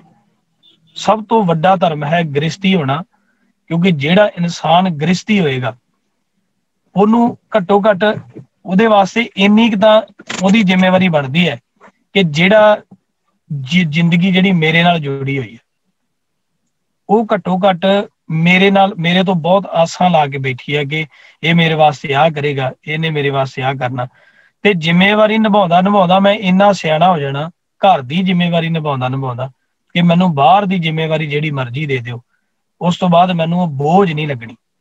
ਪਰ ਜਿਹੜੇ ਲੋਕ ਘਰ ਦੀ ਜ਼ਿੰਮੇਵਾਰੀ ਨਹੀਂ ਨਿਭਾ ਸਕੇ, ਜਿਹੜੇ ਵਿਆਹ ਤੋਂ ਬਹੁਤ ਦੂਰ ਹੋ ਜਾਂਦੇ, ਸਤਿਗੁਰੂ ਨੇ ਜੋਗੀਆਂ ਨੂੰ ਇੱਕ ਗੱਲ ਬੜੇ ਪਿਆਰ ਨਾਲ ਸਮਝਾਈ ਸੀ। ਉਸ ਤੋਂ ਬਾਅਦ ਅਸੀਂ ਕੁਚੱਜੀ ਤੇ ਸੁਚੱਜੀ ਉਹਨੂੰ ਗਾਉਣ ਦਾ ਕੀ ਤਰੀਕਾ, ਉਸ ਤੋਂ ਬਾਅਦ ਅਸੀਂ ਉਹ ਸਰਵਣ ਕਰਦੇ ਹਾਂ। ਗੁਰੂ ਨਾਨਕ ਸਾਹਿਬ ਜੀ ਨੂੰ ਜੋਗੀਆਂ ਨੂੰ ਇੱਕੋ ਗੱਲ ਪੁੱਛੀ ਸੀ ਕਿ ਤੁਸੀਂ ਜੰਗਲ ਵਿੱਚ ਕਿਉਂ ਆਏ। ਉਹ ਕਹਿੰਦੇ ਅਸੀਂ ਸੰਸਾਰ ਛੱਡਦਾ, ਸਾਨੂੰ ਸੰਸਾਰ ਛੱਡਣਾ ਪੈਣਾ ਸੀ, ਇਸ ਕਰਕੇ ਅਸੀਂ ਜੰਗਲ ਜਾਏ। ਸਤਿਗੁਰੂ ਦਾ ਅਗਲਾ ਸਵਾਲ ਸੀ ਜਿਹਦੇ ਵਿੱਚ ਉਹਨਾਂ ਨੇ ਪੁੱਛਿਆ ਆ ਕਿ ਕਿੰਕਨੀ ਅਨੂਪ ਵਾਜੈ ਜੋਗੀਆ ਮਤਵਾਰ ਹੋ ਰਹੀ, ਰਾਮਕਲੀ ਰਾਗ ਦਾ ਸ਼ਬਦ ਹੈ। ਉਹਦੇ ਵਿੱਚ ਸਾਰੀ ਡਿਸਕਸ਼ਨ ਹੈ, ਤੁਸੀਂ ਸੰਸਾਰ ਕਿਉਂ ਛੱਡਿਆ? ਉਹ ਕਹਿੰਦੇ ਸੰਸਾਰ ਤੇ ਇੱਕ ਮੋਹ ਦਾ ਘਰ ਹੈਗਾ, ਸੰਸਾਰ ਤੇ ਇੱਕ ਜੰਜਾਲ ਆ, ਸੰਸਾਰ ਤੇ ਇੱਕ ਉਲਝਣ ਆ, ਇਹਦਾ ਪਜ਼ਲ ਹੈ ਕਿ ਇਹਨੂੰ ਸੁਲਝਾਉਂਦੇ ਸੁਲਝਾਉਂਦੇ ਬੰਦੇ ਦੀ ਜ਼ਿੰਦਗੀ ਨਿਕਲ ਜਾਂਦੀ ਹੈ। ਮਹਾਰਾਜ ਸਾਹਿਬ ਨੇ ਬੜਾ ਖਤਰਨਾਕ ਸਵਾਲ ਕੀਤਾ ਗੁਰੂ ਨਾਨਕ ਸਾਹਿਬ ਜੀ ਨੇ। ਗੁਰੂ ਨਾਨਕ ਸਾਹਿਬ ਜੀ ਕਹਿੰਦੇ ਕਿ ਤੁਹਾਨੂੰ ਕਿੰਨੇ ਅਧਿਕਾਰ ਦਿੱਤਾ ਆ ਏਦਾਂ ਸੋਚਣ ਦਾ? ਬੜੇ ਧਿਆਨ ਨਾਲ ਸਮਝਿਆ ਜੀ ਇਸ ਗੱਲ ਨੂੰ। ਗੁਰੂ ਨਾਨਕ ਸਾਹਿਬ ਜੀ ਨੇ ਉਹਨਾਂ ਨੂੰ ਪੁੱਛਿਆ ਕਿ ਤੁਹਾਨੂੰ ਕਿੰਨੇ ਅਧਿਕਾਰ ਦਿੱਤਾ ਏਦਾਂ ਸੋਚਣ ਦਾ ਕਿ ਸੰਸਾਰ ਜੰਜਾਲ ਹੈ? ਉਹ ਕਹਿੰਦਾ ਜੀ ਅਸੀਂ ਖੁਦ ਸੋਚ ਪਾਉਂਦੇ ਹਾਂ, ਸਾਨੂੰ ਮਹਿਸੂਸ ਹੁੰਦਾ, ਅਸੀਂ ਆਪਣੇ ਆਪ ਨੂੰ ਖੁਦ ਅਧਿਕਾਰ ਦਿੱਤਾ, ਅਸੀਂ ਸੋਚ ਸਕਦੇ ਹਾਂ। ਅਸੀਂ ਸੰਸਾਰ ਛੱਡ ਕੇ ਜੰਗਲ 'ਚ ਆਏ ਹਾਂ, ਸਾਨੂੰ ਪਤਾ ਆ ਕਿ ਸੰਸਾਰ ਦੀਆਂ ਜ਼ਿੰਮੇਵਾਰੀਆਂ ਤੇ ਜੰਗਲ ਦੇ ਵਿੱਚ ਬਹਿ ਕੇ ਰੱਬ ਦੀ ਬੰਦਗੀ ਕਰਨੀ ਦੋਵੇਂ ਅਲੱਗ-ਅਲੱਗ ਚੀਜ਼ਾਂ। ਮਹਾਰਾਜ ਸਾਹਿਬ ਕਹਿੰਦੇ ਤੁਹਾਡੇ ਮਾਤਾ ਪਿਤਾ ਹੈਗੇ ਆ? ਅਗਲਾ ਸਵਾਲ। ਤਾਂ ਜੋਗੀਆਂ ਨੇ ਕਹਿਣਾ ਓਬਵੀਅਸਲੀ ਕੋਈ ਵੀ ਜੋਗੀ ਇਹ ਕਹਿ ਨਹੀਂ ਸਕਦਾ ਕਿ ਮੇਰਾ ਮਾਂ ਪਿਓ ਨਹੀਂ ਹੈਗਾ। ਉਹ ਸਾਰੇ ਕਹਿੰਦੇ, ਜਿੰਨੇ ਵੀ ਬੈਠੇ ਸਨ ਬੈਠਕ ਦੇ ਵਿੱਚ, ਉਹ ਕਹਿੰਦੇ ਜੀ ਸਾਡਾ ਮਾਂ ਪਿਓ ਹੈਗਾ। ਤਾਂ ਗੁਰੂ ਨਾਨਕ ਸਾਹਿਬ ਜੀ ਕਹਿੰਦੇ ਜੇ ਤੁਹਾਡਾ ਮਾਂ ਪਿਓ ਹੈਗਾ, ਉਹਨਾਂ ਨੇ ਵਿਆਹ ਕਰਾਇਆ, ਤੇ ਜੋਗੀ ਜੀ ਤੁਸੀਂ ਪੈਦਾ ਹੋਏ ਆ, ਤੁਸੀਂ ਓਦਾਂ ਪੈਦਾ ਕਿੱਦਾਂ ਹੋ ਜਾਂਦੇ? ਇਹਦਾ ਮਤਲਬ ਇਹ ਹੈ ਕਿ ਜੇ ਇੱਕ ਜੋਗੀ ਬਣਨਾ ਆ, ਜੇ ਇੱਕ ਸਿੱਧ ਬਣਨਾ ਆ, ਜੇ ਇੱਕ ਤਪੀ ਬਣਨਾ ਆ, ਜੇ ਸੰਸਾਰ ਛੱਡ ਕੇ ਜੰਗਲ 'ਚ ਆਉਣਾ ਆ, ਤੇ ਉਹਦੇ ਵਾਸਤੇ ਸਭ ਤੋਂ ਪਹਿਲਾਂ ਉਹਦੇ ਮਾਂ ਪਿਓ ਨੂੰ ਆਨੰਦ ਕਾਰਜ ਵਿਆਹ ਕਰਾਉਣਾ ਪਏਗਾ, ਫਿਰ ਜੋਗੀ ਪੈਦਾ ਹੋਏਗਾ। ਏਦਾਂ ਜੋਗੀ ਨਹੀਂ ਪੈਦਾ ਹੋਣਾ। ਤੇ ਉਹਨਾਂ ਨੂੰ ਗੱਲ ਸਮਝ ਆ ਗਈ ਕਿ ਸੰਸਾਰ ਨੂੰ ਇੱਕ ਕਾਬਲ ਇਨਸਾਨ ਪੈਦਾ ਕਰਕੇ ਦੇਣਾ ਇਹ ਵੱਡੀ ਜ਼ਿੰਮੇਵਾਰੀ ਹੈ। ਜਦੋਂ ਇੱਕ ਮਾਂ, ਹਰੀ ਸਿੰਘ ਨਲੂਆ, ਅਸੀਂ ਸਾਰੇ ਬੜੀ ਸ਼ਿੱਦਤ ਨਾਲ ਉਹਨਾਂ ਨੂੰ ਯਾਦ ਕਰਦੇ ਹਾਂ, ਸਰਦਾਰ ਹਰੀ ਸਿੰਘ ਨਲੂਆ ਅੱਜ ਵੀ ਦੁਨੀਆ ਦੇ ਟੌਪ 10 ਜਿਹੜੇ ਨੇ ਉਹਨਾਂ ਦੇ ਵਿੱਚ ਫਸਟ ਨੰਬਰ ਦੇ ਉੱਤੇ ਹਰੀ ਸਿੰਘ ਨਲੂਆ। ਤੇ ਹਰੀ ਸਿੰਘ ਨਲੂਏ ਦੀ ਮਾਤਾ ਜੀ ਜਿਹੜੇ ਆ, ਉਹ ਹਰੀ ਸਿੰਘ ਨੂੰ ਤਿਆਰ ਕਿੱਦਾਂ ਕਰਦੇ ਆ? 4 ਸਾਲ ਦੀ ਉਮਰ ਹੈ ਤੇ ਹਰੀ ਸਿੰਘ ਦੀ ਮਾਤਾ ਜੀ, ਉਹ ਜਿਹੜਾ ਵੱਡਾ ਜਿਹਦੇ ਵਿੱਚ ਦਾਲ ਬਣਦੀ, ਅਸੀਂ ਲੰਗਰਾਂ ਦੇ ਵਿੱਚ ਦੇਖਿਆ ਵੱਡਾ, ਉਹਨੂੰ ਦੇਗਬਾਰ ਕਹਿੰਦੇ ਆ। ਜਦੋਂ ਹਰੀ ਸਿੰਘ ਨਲੂਆ ਸੁੱਤਾ ਹੁੰਦਾ ਸੀ ਤੇ ਮਾਂ ਦੇਗਬਾਰ ਦੇ ਉੱਪਰ ਹਥੌੜਾ ਮਾਰ ਕੇ ਵੱਡੀ ਸਾਰੀ ਆਵਾਜ਼ ਕਰਕੇ ਹਰੀ ਸਿੰਘ ਨੂੰ ਉਠਾਉਂਦੇ ਸੀ। ਤੇ ਲਾਗੋਂ ਜਿਹੜੀ ਉਹਨਾਂ ਦੇ ਭਰਜਾਈ ਜੀ ਸਨ, ਤੇ ਉਹਨਾਂ ਨੇ ਕਹਿਣਾ ਕਿ ਬੱਚਾ ਸੁੱਤਾ ਹੁੰਦਾ, ਤੂੰ ਇਹਨੂੰ ਏਦਾਂ ਕਿਉਂ ਉਠਾਉਣੀ ਆ? ਤੇ ਮਾਂ ਦਾ ਇੱਕੋ ਲਫ਼ਜ਼ ਹੁੰਦਾ ਸੀ, ਮੈਂ ਇਹਦਾ ਇੰਨਾ ਦਿਲ ਪੱਕਾ ਕਰ ਦੇਣਾ ਕਿ ਛੋਟੇ ਮੋਟੇ ਖੜਕੇ ਤੋਂ ਤੇ ਡਰਨਾ ਹੀ ਨਹੀਂ।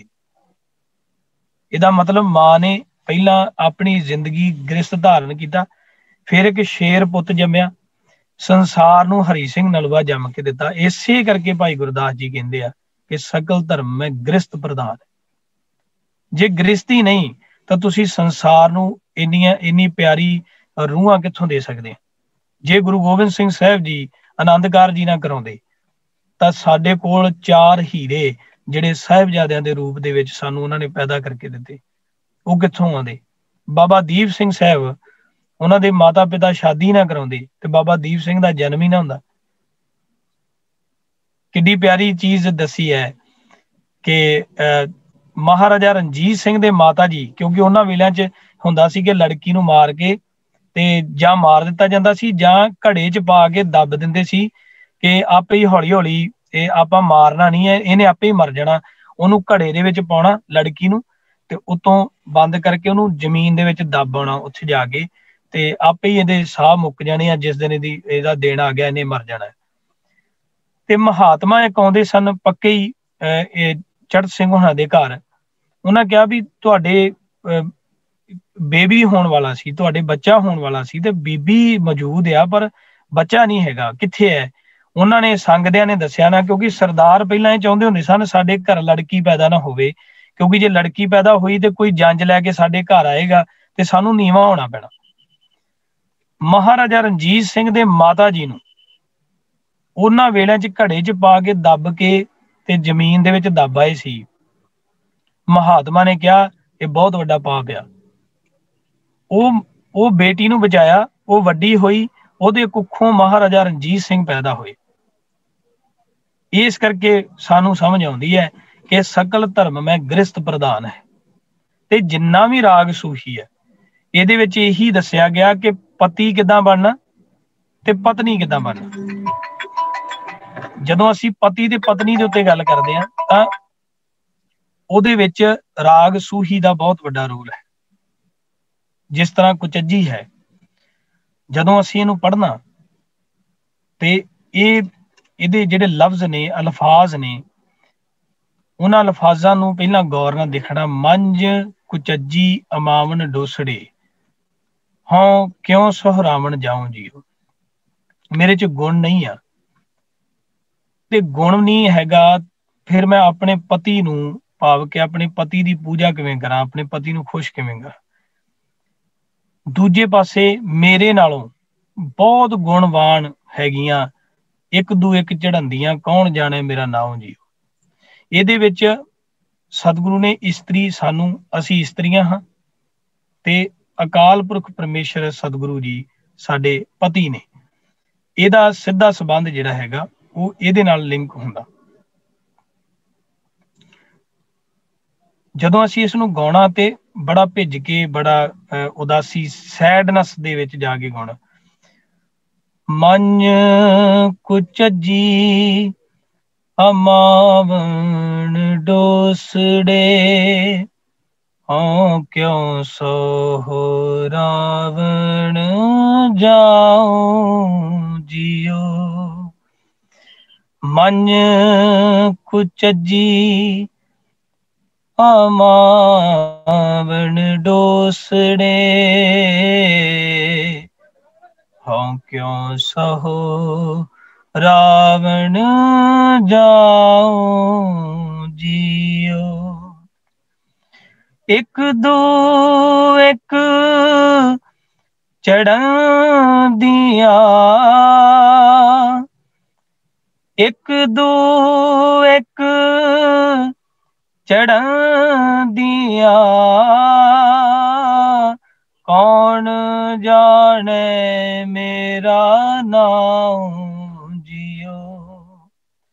ਮੰਝ ਕੁਚੱਜੀ ਅਮਾਵਣ ਡੋਸੜੇ, ਹਾਂ ਕਿਉਂ ਸੁਹਰਾਵਣ ਜਾਉ ਜੀਓ। ਇਹਨੂੰ ਇਹ ਸਫੀਲਾ, ਇਹ ਹੈ ਜੀ ਰਾਗ ਸੂਹੀ ਹੈ, ਪਰ ਰਾਗ ਸੂਹੀ ਦੀਆਂ ਸੁਰਾਂ ਦੇ ਵਿੱਚ ਇਹਨੂੰ ਗਾਉਣਾ, ਜਿਹੜਾ ਸੁਚੱਜੀ ਹੈਗਾ ਉਹ ਖੁਸ਼ੀ ਦੀ ਨਿਸ਼ਾਨੀ ਹੈ। ਤਾਂ ਸੁਚੱਜੀ ਨੂੰ ਗਾਉਣਾ ਹੈਗਾ ਤੇ ਉਹਨੂੰ ਗਾਉਣ ਲਈ ਸਾਨੂੰ ਉਹਨਾਂ ਸੁਰਾਂ ਨੂੰ ਹੀ ਖੁਸ਼ੀ ਦੇ ਵਿੱਚ ਤਬਦੀਲ ਕਰਨਾ ਪੈਂਦਾ। ਜਾਂ ਤੂੰ ਤਾਂ ਮੈਂ ਸਭ ਕੋ, ਜਾਂ ਤੂੰ ਤਾਂ ਮੈਂ ਸਭ ਕੋ, ਤੂੰ ਸਾਹਿਬ ਮੈਂ ਰਾਸ ਜਿਓ। ਤੂੰ ਸਾਹਿਬ ਮੈਂ ਰਾਸ ਜਿਓ। ਤੁਧ ਅੰਤਰ ਹੋ ਸੁਖ ਵਸਾ, ਤੁਧ ਅੰਤਰ ਹੋ ਸੁਖ ਵਸਾ, ਤੂੰ ਅੰਤਰ ਸਾਬਾਸ ਜਿਓ। ਜਾਂ ਤੂੰ ਤਾਂ ਮੈਂ ਸਭ ਕੋ, ਤੂੰ ਸਾਹਿਬ ਮੈਂ ਰਾਸ ਜਿਓ। ਇਹਨੂੰ ਤੁਹਾਡੇ ਅੰਦਰ ਖੁਸ਼ੀ ਹੋਣੀ ਚਾਹੀਦੀ ਆ। ਪਹਿਲਾ ਸਾਈਡ ਨਾ ਮੰਝ ਕੁਚੱਜੀ ਅਮਾਵਣ ਡੋਸੜੇ, ਹਾਂ ਕਿਉਂ ਸਹੋ ਰਾਵਣ ਜਾਉ ਜੀਓ। ਜਾਂ ਤੂੰ ਤਾਂ ਮੈਂ ਸਭ ਕੋ, ਤੂੰ ਸਾਹਿਬ ਮੈਂ ਰਾਸ ਜਿਓ। ਇਹਨੂੰ ਇਸ ਤਰ੍ਹਾਂ ਫੀਲ ਦੇ ਨਾਲ ਪੜ੍ਹਨਾ। ਉਸ ਤੋਂ ਬਾਅਦ ਅਸੀਂ ਅਗਲੇ ਸੈਸ਼ਨ ਦੇ ਵਿੱਚ ਜਿਹੜਾ ਗੁਣਵੰਤੀ ਹੈਗੀ, ਗੁਣਵੰਤੀ ਉਹਦੀ ਕੰਪੋਜੀਸ਼ਨ ਮੈਂ ਕੋਸ਼ਿਸ਼ ਕਰਾਂਗਾ ਕਿ ਅਗਲੀ ਵਾਰ ਜਿਹੜਾ ਹੈਗਾ ਗੁਣਵੰਤੀ ਹੈ ਜੋ ਦੀਸੈ ਗੁਰਸਿੱਖੜਾ ਤਿਸ ਨਿਵ ਨਿਵ ਲਾਗੋਂ ਪਾਏ ਜਿਉ, ਇਹਨੂੰ ਅਸੀਂ ਗੁਰਸਿੱਖ ਕਹਿੰਦੇ ਆ, ਪਰ ਸਤਿਗੁਰੂ ਨੇ ਗੁਰਸਿੱਖੜਾ ਕਿਉਂ ਲਿਖਿਆ? ਕਿਉਂਕਿ ਬੇਸਿਕਲੀ ਤੁਸੀਂ ਦੇਖਿਆ ਹੋਣਾ ਕਿ ਜਿਹੜੇ ਮੁਗਲ ਸਨ ਉਹ ਸਿੱਖਾਂ ਨੂੰ ਸਿੱਖ ਨਹੀਂ ਸੀ ਕਹਿੰਦੇ, ਸਿੱਖੜੇ ਕਹਿੰਦੇ ਸੀ। ਯਾਨੀ ਕਿ ਜਿੱਦਾਂ ਆਪਾਂ ਕਿਸੇ ਦਾ ਨਾਂ ਦੀ ਥਾਂ ਤੇ ਪੁੱਠਾ ਨਾਮ ਲੈ ਕੇ ਬੁਲਾਉਂਦੇ ਆ, ਕਿ ਆਪਾਂ ਉਹਦੇ ਸਿੱਧੇ ਨਾਮ ਦੀ ਬਜਾਏ ਉਹਨੂੰ ਅਸੀਂ ਮਖੌਲ ਕਰਨ ਵਾਸਤੇ ਉਹਨੂੰ ਅਸੀਂ ਪੁੱਠੇ ਨਾਮ ਨਾਲ ਬੁਲਾਉਂਦੇ। ਤੇ ਏਦਾਂ ਜਿਹੜੇ ਮੁਗਲ ਸਨ ਉਹ ਸਿੱਖ ਨੂੰ ਸਿੱਖੜਾ ਕਹਿੰਦੇ ਸਨ, ਇਹ ਸਿੱਖ ਨਹੀਂ ਸਿੱਖੜਾ ਆ। ਤਾਂ ਗੁਰੂ ਸਾਹਿਬ ਜੀ ਨੇ ਜਦੋਂ ਕਿਹਾ ਜੋ ਦੀਸੈ ਗੁਰਸਿੱਖੜਾ, ਇਹ ਜਿਹੜਾ ਅੜਾੜੇ ਨੂੰ ਕੰਨਾ ਲਾਇਆ ਜਾਂ ਜਿਹੜਾ ਉਹਨਾਂ ਨੇ ਗੁਰਸਿੱਖ ਨੂੰ ਗੁਰਸਿੱਖੜਾ ਕਿਹਾ, ਪੂਰੇ ਗੁਰੂ ਗ੍ਰੰਥ ਸਾਹਿਬ ਜੀ ਦੇ ਵਿੱਚ ਤੁਹਾਨੂੰ ਦੇਖਿਓ ਕਈ ਵਾਰੀ ਐਸੇ ਸ਼ਬਦ ਮਿਲਣਗੇ ਜਿਨ੍ਹਾਂ ਦੇ ਅੰਦਰ ਅਥਾਹ ਮੁਹੱਬਤ ਹੋਏਗੀ ਨਾ, ਉਹ ਉਹਨਾਂ ਸ਼ਬਦਾਂ ਦੇ ਵਿੱਚ ਪਿੱਛੇ ਤੁਹਾਨੂੰ ਅੜਾੜੇ ਨੂੰ ਕੰਨਾ ਮਿਲੇਗਾ। ਮਿੱਠ ਬੋਲੜਾ, ਅਸੀਂ ਕਹਿੰਦੇ ਇੱਕ ਹੁੰਦਾ ਬੋਲਣਾ, ਤੁਹਾਨੂੰ ਮਿਲੇਗਾ ਜਿੱਥੇ ਬਹੁਤ ਮੁਹੱਬਤ ਹੋਏਗੀ। ਮਿੱਠ ਬੋਲੜਾ ਜੀ ਹਰ ਸੱਜਣ ਸੁਆਮੀ ਮੋਰਾ, ਮਿੱਠ ਬੋਲੜਾ ਗੁਰਸਿੱਖੜਾ, ਇਹ ਜਿਹੜੇ ਲਫ਼ਜ਼ ਨੇ ਇਹਨਾਂ ਦੇ ਕੀ ਮਾਇਨੇ ਹੈ, ਕਿਉਂ ਰਾੜੇ ਨੂੰ ਕੰਨਾ ਲਾਇਆ ਗਿਆ? ਕਿ ਸਿੱਧਾ ਗੁਰਸਿੱਖ ਵੀ ਕਹਿ ਸਕਦੇ, ਜੋ ਦੀਸੈ ਗੁਰਸਿੱਖ ਤੇ ਨਿਵ ਨਿਵ ਲਾਗੋਂ ਪਾਏ ਜਿਉ, ਇਹ ਵੀ ਹੋ ਸਕਦਾ ਸੀ, ਪਰ ਮਹਾਰਾਜ ਨੇ ਇਹ ਕਿਉਂ ਕੀਤਾ ਜੋ ਦੀਸੈ ਗੁਰਸਿੱਖੜਾ? ਤੇ ਇਹਨੂੰ ਅਸੀਂ ਕੰਪੋਜੀਸ਼ਨ ਜਿਹੜੀ ਹੈਗੀ ਆ, ਮੈਂ ਵੀਰ ਜੀ ਹੁਣਾਂ ਨੂੰ ਕੰਪੋਜੀਸ਼ਨ ਜਿਹੜੀ ਉਹ ਰਿਕਾਰਡ ਕਰਕੇ ਪ੍ਰੋਪਰ ਸਾਜ਼ ਦੇ ਉੱਪਰ ਬੈਠ ਕੇ ਗਾ ਕੇ ਰਿਕਾਰਡ ਕਰਕੇ ਮੈਂ ਤੁਹਾਨੂੰ ਭੇਜ ਦਿਆਂਗਾ। ਤੇ ਉਹ ਇਸ ਸੈਸ਼ਨ ਦੇ ਵਿੱਚ ਜਿੱਥੋਂ ਵੀ ਇਹ ਰਨਿੰਗ ਕਰਦੇ ਨੇ ਜ਼ੂਮ ਦੀ ਕਲਾਸ ਨੂੰ, ਤਾਂ ਉਥੋਂ ਉਹਨੂੰ ਪਲੇ ਕਰ ਦੇਣਗੇ ਤਾਂ ਕਿ ਸਾਰੇ ਉਹਨੂੰ ਬੜੀ ਚੰਗੀ ਤਰ੍ਹਾਂ ਬਹੁਤ ਸੋਹਣੀ ਆਵਾਜ਼ ਦੇ ਵਿੱਚ ਸੁਣ ਸਕਣ ਜੀ। ਸੋ ਅੱਜ ਲਈ ਇੰਨਾ ਕੁ ਹੀ, ਤੇ ਇੱਥੇ ਹੀ ਮਾਫੀ ਦਿਓ ਜੀ। ਮੈਂ ਆਸ ਕਰਦਾ ਕਿ ਆਪ ਸਰਬੱਤ ਨੂੰ ਜਿੰਨੇ ਵੀ ਆਪ ਜੁੜੇ ਹੋਏ ਹੋ ਸੋ ਇਸ ਸੈਸ਼ਨ ਦਾ ਲਾਹਾ ਮਿਲਿਆ ਹੋਏਗਾ, ਜਿਹੜਾ ਸਾਡਾ ਸਮਾਂ ਸੀ ਉਹ ਵੀ ਲੇਖੇ ਲੱਗਾ ਹੋਏਗਾ। ਸੋ ਬਹੁਤ ਬਹੁਤ ਧੰਨਵਾਦ ਵੀਰ ਗੁਰਵਿੰਦਰ ਸਿੰਘ ਜੀ, ਚਰਨਜੀਤ ਸਿੰਘ ਜੀ, ਆਪ ਜੀ ਦਾ ਬਹੁਤ ਬਹੁਤ ਧੰਨਵਾਦ ਜੀ। ਆਪ ਜੀ ਨੇ ਸੰਗਤ ਦਰਸ਼ਨ ਕਰਵਾਏ ਜੀ। ਵਾਹਿਗੁਰੂ ਜੀ ਕਾ ਖਾਲਸਾ, ਵਾਹਿਗੁਰੂ ਜੀ। ਤੇ ਠੀਕ ਹੈ, ਸਾਰਿਆਂ ਦਾ ਧੰਨਵਾਦ ਹੈ ਜੀ। ਤੇ ਆਸ ਕਰਦੇ ਹਾਂ ਵੀ ਜੋ ਅੱਜ ਟੌਪਿਕ ਸੀ ਕੁਚੱਜੀ ਸੁਚੱਜੀ, ਹੁਣ ਅਗਲੀ ਕਲਾਸ ਤੇ ਗੁਣਵੰਤੀ ਦੀ ਹੈ। ਤੇ ਹੋਰ ਵੀ ਜਿਹੜੇ ਇੱਥੇ ਸੱਜਣ ਬੈਠੇ ਹੋਏ ਹਨ ਆਪਣੇ ਆਪਣੇ ਵਿਚਾਰ ਦਿੰਦੇ ਹਨ, ਸਭ ਦਾ ਧੰਨਵਾਦ। ਤੇ ਸਤਿਗੁਰੂ ਜੀ ਰਹਿਮਤ ਕਰੇ ਸਾਨੂੰ ਨਿਆਣਿਆਂ ਤੋਂ ਸਿਆਣਿਆਂ ਤੱਕ ਦਾ ਜਿਹੜਾ ਸਫ਼ਰ ਹੈ ਉਹ ਅਸੀਂ ਸ਼ੁਰੂਆਤ ਕਰੀਏ ਤਾਂ ਕਿ ਤੈਅ ਕਰੀਏ, ਸ਼ੁਰੂਆਤ ਕਰੀਏ ਤਾਂ ਕਿ ਉਹਨੂੰ ਮੁਕੰਮਲ ਵੀ ਕਰ ਸਕੀਏ। ਤੇ ਮਿਲਦੇ ਹਾਂ ਅਸੀਂ ਅਗਲੇ ਸੈਸ਼ਨ ਦੇ ਵਿੱਚ। ਸਭਨਾਂ ਦਾ ਧੰਨਵਾਦ ਹੈ ਜੀ। ਵਾਹਿਗੁਰੂ ਜੀ ਕਾ ਖਾਲਸਾ, ਵਾਹਿਗੁਰੂ ਜੀ ਕੀ ਫਤਿਹ।